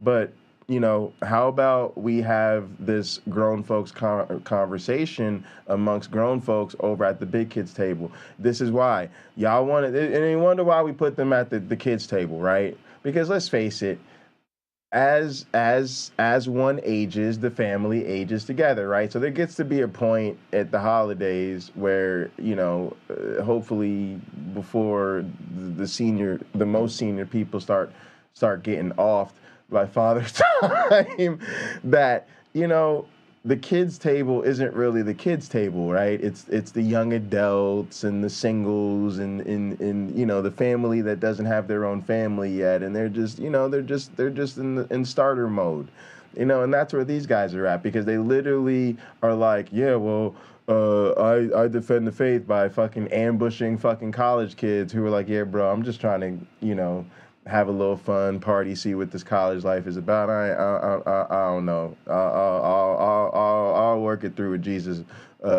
some other time. And he literally now wants to present that to the whole world as like, that's the problem with grown-ass people deconstructing. This is what's really going on in the world, is people just want to sin, right? So we basically have the tropes that you would think that the real players, the big time people like Sean McDowell and Alisa Childers, like they would be on that next level shit. But literally, they're A, number one, they were never really Christians, and B, number two, they just want to sin. They literally, hey, most of these non-believers, they're really just like this frat boy. They might kick it to you about a whole bunch of comparative religion and all of this shit, but at the end of the day, they just want to do keg stands and make out with strangers. Very different conversation. It wasn't apologetic. It's his understanding that Christianity, again, we're almost always back to this, is legalistic, and it's no fun, and it's been framed in a way of what I get out of it. So when it looks like I get something out of it, who's responsible for that? Somewhere else, then I give this Christian thing up. Again, acting like the non-believers. For me, like, when like I that's studied the non-believers' Apostles, fault. Lisa, it was amazing. I read the entire New Testament carefully, paying attention to every single time the Bible said either we should expect to suffer or be persecuted, or gave an example of the apostles and followers of Christ suffering and being persecuted. But again, gang, count me the fuck out. Now, look, no shame. Some of y'all are kinky, and part of your kink is, you know, you like a little bit of consensual pain. You like a little bit of consensual breath play, or a little bit of consensual humiliation and suffering from time to time. You know, if that's what you're into, that's fine. But you got to remember, all you're really doing is saying that under the right conditions, that type of pain is really part of your pleasure palette, right? For most of us, count us out, dog. Like, imagine if instead of me being like, gang, stop being a YouTube loser, come hang out with us and gather, because you get to connect with all of your friends. We literally use it as a mutual workspace, so we get to work together. We have games, and we play together, and we entertain ourselves, and we just have a great time getting to know each other and gather. Imagine if I said, gang, come and gather. It's gonna fucking hurt. Gang, look, come on. You don't have to stick with YouTube. You can come together, and there will be suffering. Like what? Like, who's ready to hit that Ko-Fi link?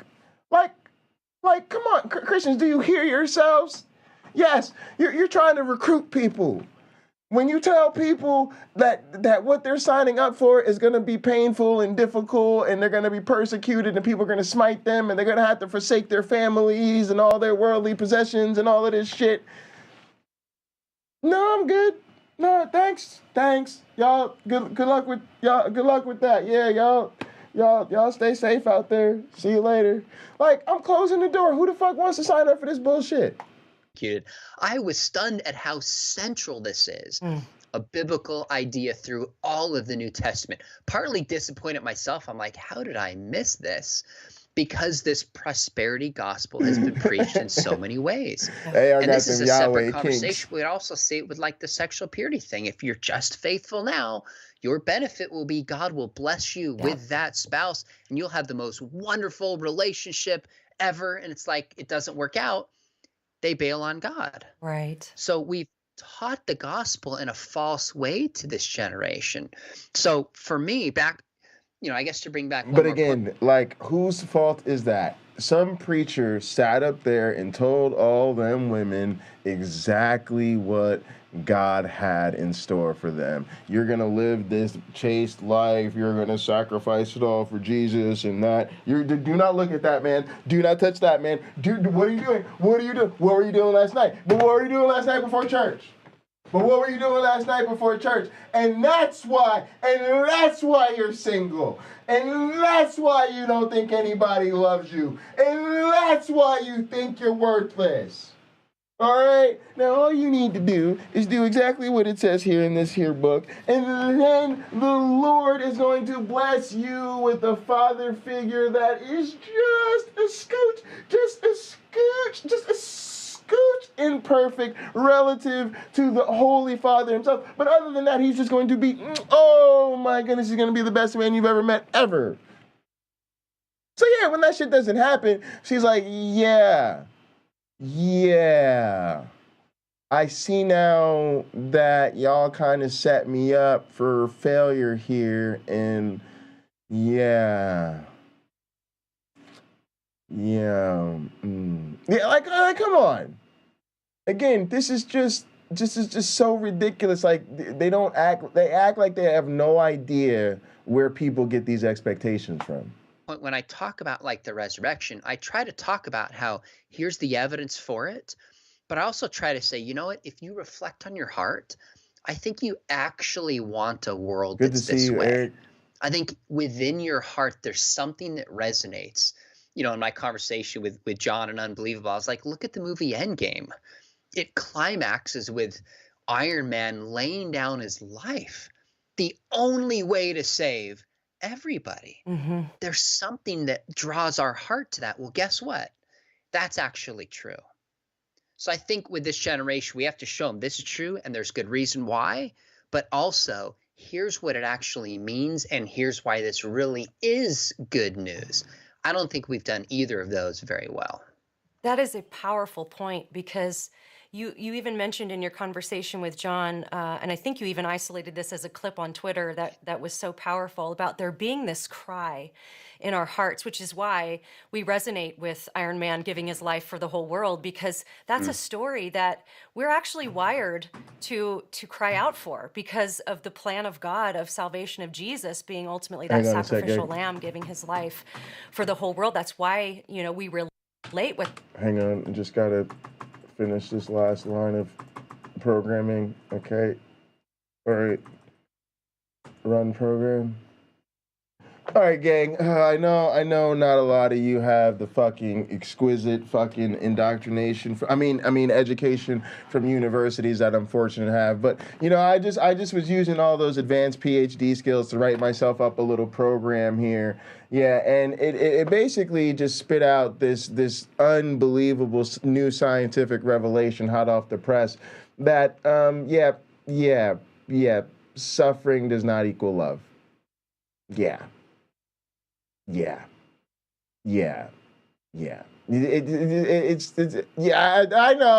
know. Revolutionary shit. That's why that's so powerful to us. Go forth and prosper. Just swinging back to your conversation with John, I wonder if we could. I didn't know this about you, really, but you mentioned I go to school that you for had this spent shit, some time touring with Rebecca St. James back in the day. I can't believe our paths didn't cross, because what year was that? Would that have been like late 90s or? Yeah, so I have to qualify this. Okay. I didn't mean that I toured with Rebecca St. James. I have zero musical ability. I have zero musical ability. Dun, dun, dun. I have zero musical. Dun, dun, dun, dun. I have zero musical ability. Dun, dun, dun. Like the irony is that somebody like Nitty or Oz or somebody like that, man, they could take this, man. They could make a fucking I have zero musical ability. Dun, dun, dun, dun. I have zero musical ability. Dun, dun, dun. That could be a fire loop right there.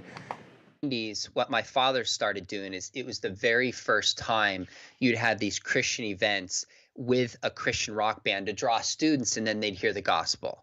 So he traveled with Petra, traveled with the Newsboys, and then late 90s, early 2000s, somewhere around then, I worked for my dad for a year. and he was Why on is the the guy road doing these alright? concerts and events with Rebecca St. James. Gotcha. So I got to see all of, hey, jump in the bus, go city to Yeah. city, be backstage, just experience that. Plus, growing up, I mean, all these creation conferences in Jesus Northwest. I mean, I went to these where there's, I don't know, 100,000 plus people, and I'd be sneaking backstage and just getting a sense of what it was really like behind the scenes Yeah. for a lot of these rock stars and speakers who are just huge platform people in the Christian world. So you observed the platform, and I wanted to bring this up because I related so deeply with some things John mentioned. I think it was in the first conversation about, and I felt this way, and I was a very sincere Christian too, not perfect in any way, but really had a sincere love for Jesus. And you are, and John made this point, you're instantly propelled into this pastoral role. That's his word. He's like, it's a pastoral role. And I just remember, and I bring this up because I watched recently a video of an ex-Christian, or at least, I don't know, maybe she's a progressive Christian, but she has this YouTube channel, and she had gone around and interviewed some people who are no longer in the Christian industry, who have kind of deconstructed in one way or another. And they all said very similar things about the platform. And one of the girls in particular would talk about how people would send notes back like, you looked too sexy, or this was this way, and it seemed so legalist. And we got notes sent back to us all the time, like your pants are too tight, and you're gonna stumble, and all this stuff, and and we're just like 20. But again, why are y'all so surprised that people think Christianity is legalistic? Check. No fun. Check. Full of sacrifice. Check.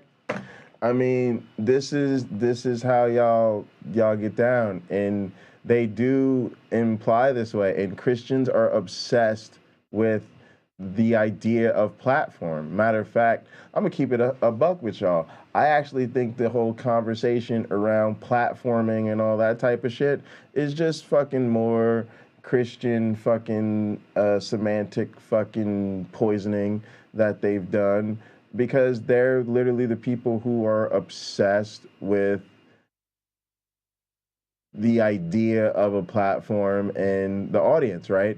Because when they talk about Jesus, they're always concerned to identify whether, was he just with the 12? Was he preaching to the crowds? Were there hundreds there, right? And they do the same thing when they are head counting every fucking Sunday. They know exactly how many people were in church. And then they do this to everybody involved. They make sure to remind you that you're not a pastor. Like they make sure you don't feel like you're a leader, because you're really just a volunteer or someone who serves on a team or whatever.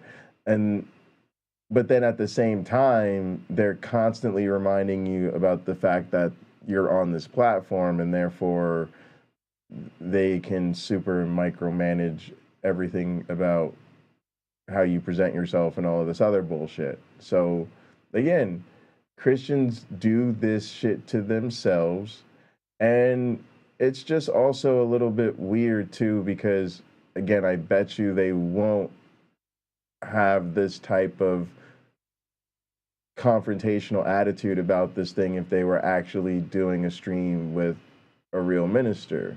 Like, because again, they want to have it both ways. They want to appear all critical and bullshit here, and then on Sunday, when they're with the rest of the congregation, of course, they're just going to go along with the program like everybody else.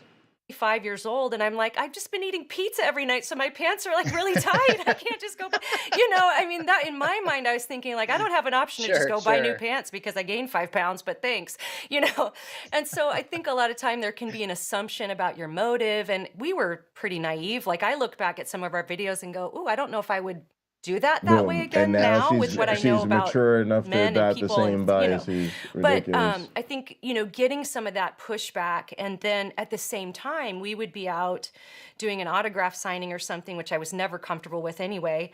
But we'd have mothers come by and just constantly remind us, like, you're a role model. Make sure you keep, my daughters look up to you. And the pressure of that was so extreme that in many ways I sort of get it. I understand just wanting to toss all that away and be like, Christian culture, man, there's some legalistic people, there are some judgmental people. Yeah, I imagine not totally supporting get the that. patriarchy as a woman. And so I related a lot with John, and I Isn't think that that's crazy? why when people are public Christians and they deconstruct or deconvert, they do feel the need to share that because you don't want to be a fraud. You don't want to be saying something that you don't actually believe anymore. But look, And I just gotta say, like,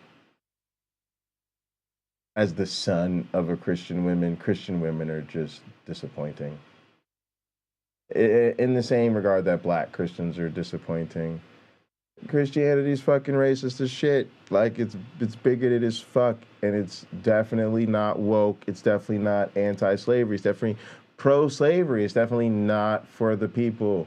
It's definitely anti-human, and, like, sorry, like, my sense of blackness is deeply offended by Christianity. And, I wish I didn't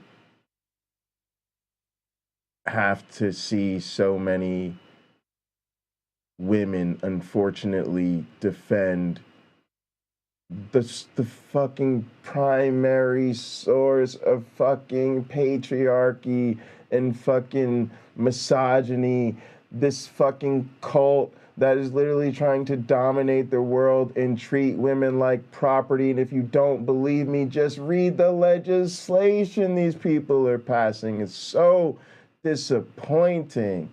So yeah, I just the same level of vile disappointment I have for Alisa Childers, I have for the own women in my goddamn family. We need to stop cooning for Christ.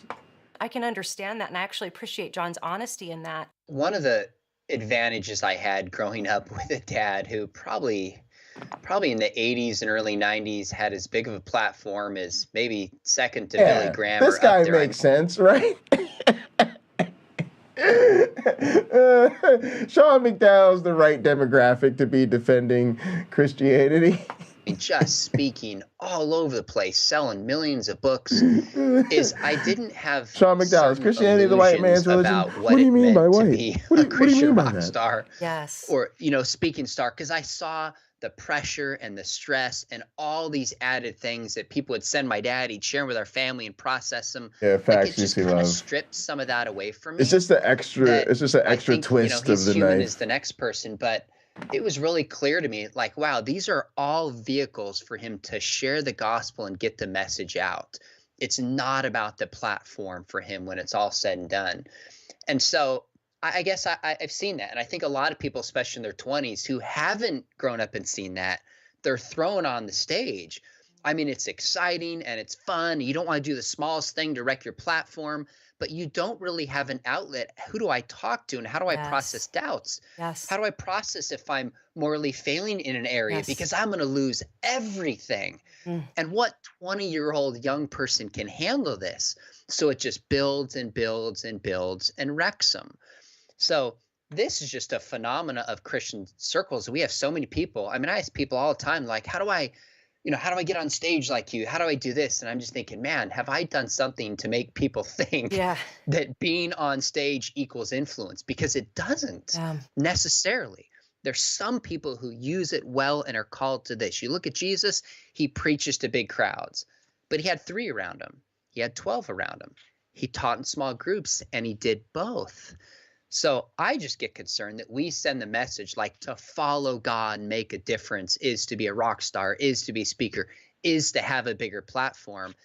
And that's the rubric of the world, not the rubric of the gospel that says I leave the 99 for the 1. You mentioned having no one to process things like doubts or even moral temptations or failings that might be going on. I mean, I relate with that so much because you've got so much riding on your shoulders, because it's not just that you've got your own ministry or your own platform riding on your shoulders, but you're employing people who are depending on you to keep the faith and stay on the right path. And it's a very complex and complicated sort of Caterpillar. business, because it is a business. There are people in the business that have the right heart, and but it hardens you. You tour around and you're in this floating bubble. And I know in my case, we were not in church a lot because we were gone most Sundays, and so I lost touch with the local church. I didn't feel like I had anybody to talk to with my own struggles, whatever they may have been. So just as we close out here, I know there are people watching. I get emails from people who say, I'm deconstructing, but I'm listening. I don't want to do it for the wrong reasons. I want to believe what's true. What would be your advice for people who might be watching who are themselves going through a deconstruction process, or might have a loved one or even a child going through that kind of process? What advice would you give them? Let me approach this in a couple different ways. When I sat down to work on a lecture I was going to do in one of my Biola classes, and across Twitter feed was, I don't know who John Steingard was. I had heard of Hog Nelson, and I was like, oh gosh, do I have time to write a response? This is going to take me a while. And I thought, you know what? This is worth doing. Had never met him.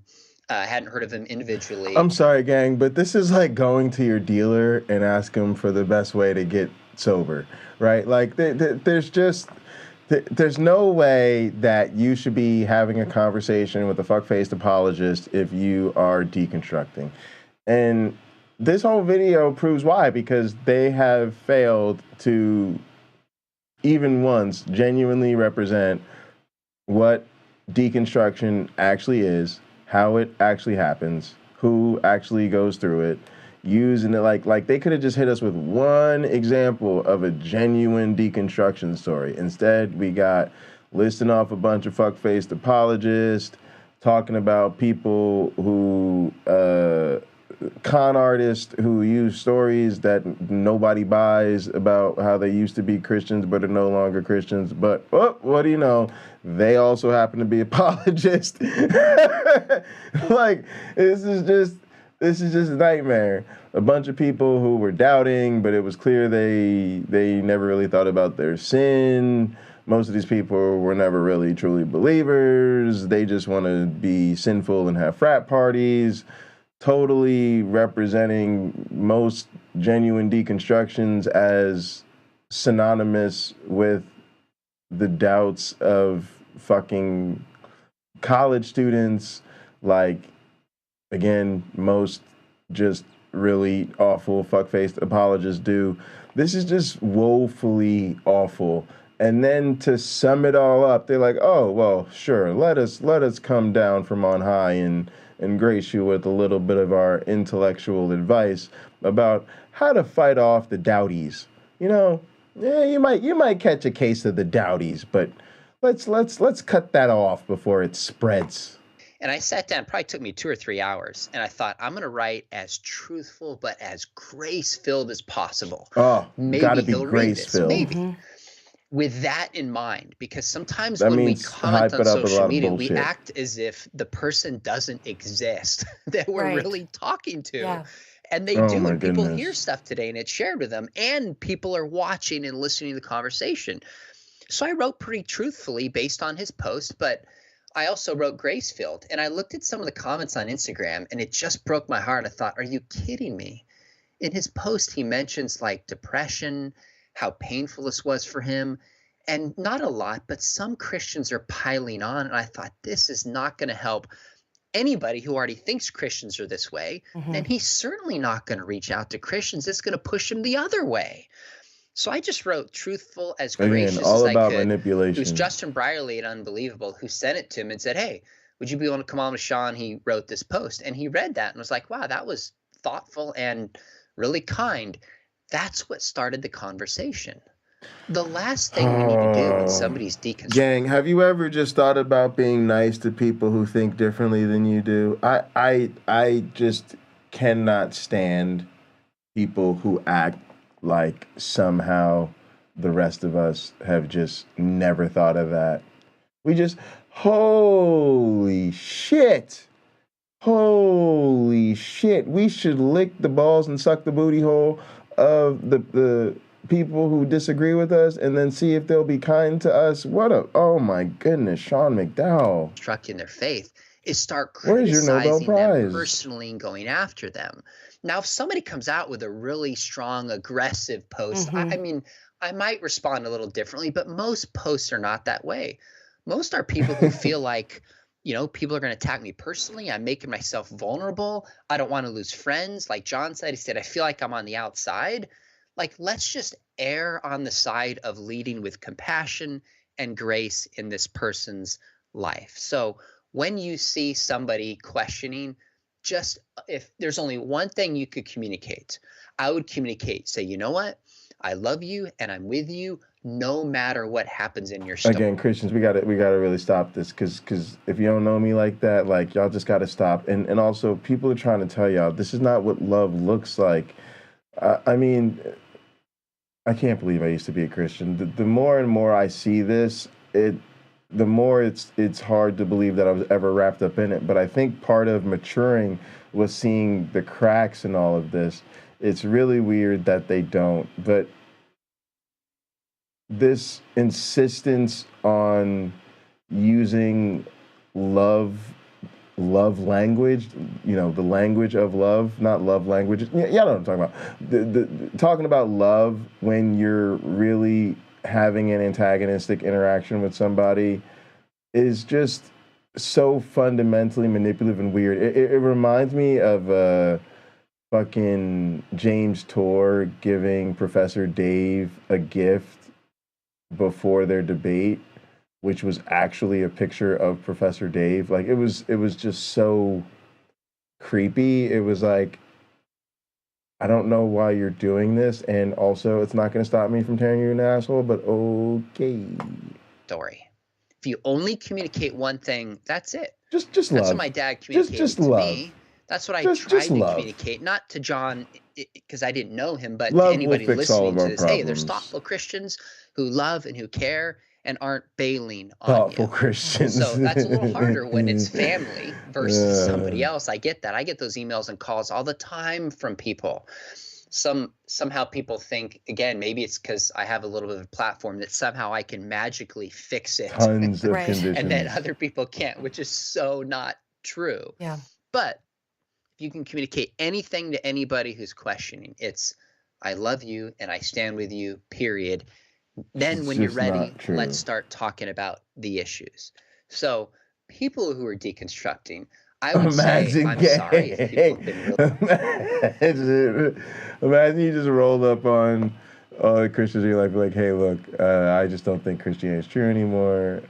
I'm an atheist. Sorry, I don't know how else to put it to you. Don't worry. I love you and I stand with you. Oh, cool. All right. We're done here. Oh, if only. really critical to you and have attacked you, like my heart just breaks. My hope would be that you wouldn't allow those voices to crowd out the thoughtful, caring Christians who want to be a part of your life and your spiritual journey. Ignore those who are either not Christians or they're just in process and need some But work again, themselves. Sean, you said it was true. So why not hit us with a little bit of how it's true so that people could, you know, have that truth in their back pocket? Instead, you want to implore to non-believers that they should also listen to Christians who still want to be a part of their life.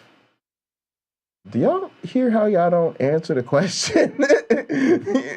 Themselves and find those Christians in your life that you know care about you, aren't going to be judgmental, who are going to talk through these issues with you. Find them. And also, I'd say if you really want to find the answers are out there. Not certainty.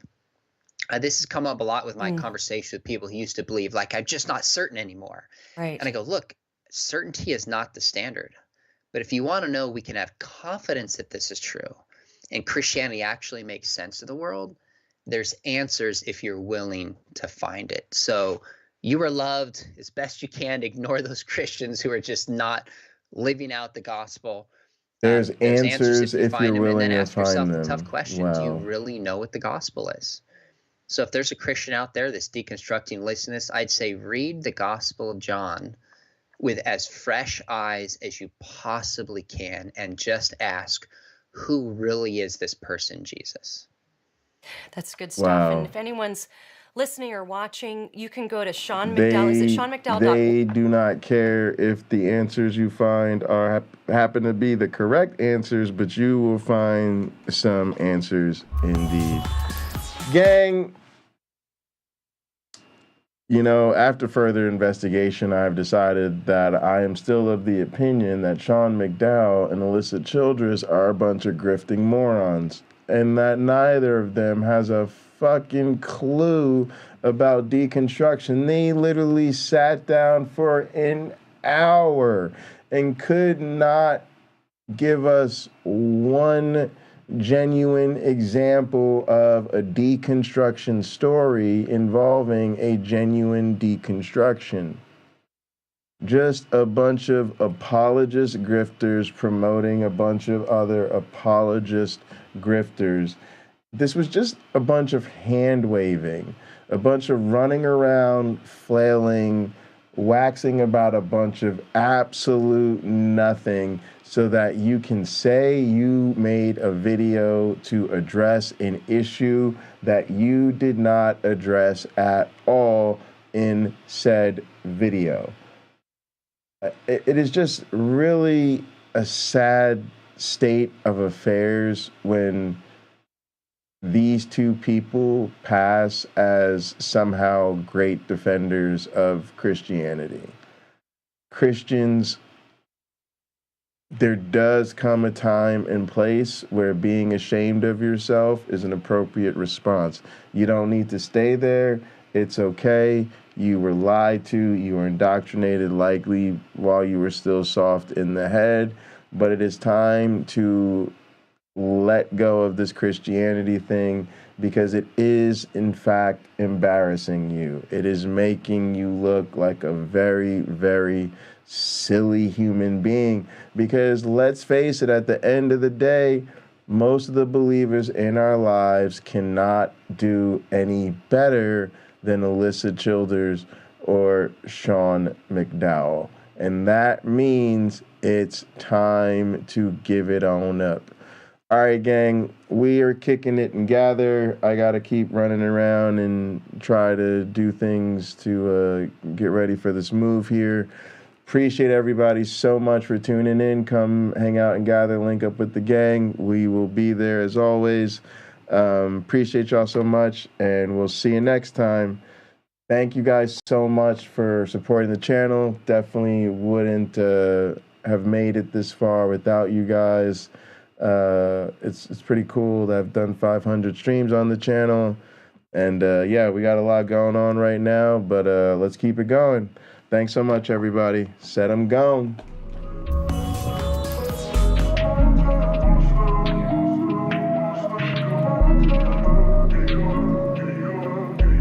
Zach, why she wanna leave me alone? Saying all I do is wrong. No rights, only been left turns. Playing that she gotta let it burn. Saying that the hell's not a home. Sunshine cause you heard it all before. Sometimes she don't wanna be alone. Most times she don't want me gone. She don't know I try my all. She don't know I sprung in the sun, but I'm going in the winter, so we good to the fall. Remember how I told you I get it and I win. Now I'm got it, you ain't answer my call. Wonder if I've been moving too strong. Maybe I just been moving too balls. Really hate when the feeling get lost. Nowadays she just dodge my calls. In the game throwing laws like Paul. Young legend Miss John like Wall. And I wish you never met like Carl. Dick game lay it down like law. Made plans but you canceled them all. I was just trying to splurge in the mall. Now I'm home stacking bread till you call. It's time to roll. She tryna slide. We smoking Zah. Stop acting shy. Cause you a demon when I get between your thighs, girl. You like my rib, you know I need you by my side, girl. It's time to roll. She tryna ride. We smoking. Stop acting shy. Cause you a demon when I get between your thighs, girl. You like my rib, you know I need you by my side, girl. We smoking that side. I'm trying to get high. She said that she not ready for love, stop wasting my time. I got demons in my closet, I can't hide. I did all my is wrong, they wish I died.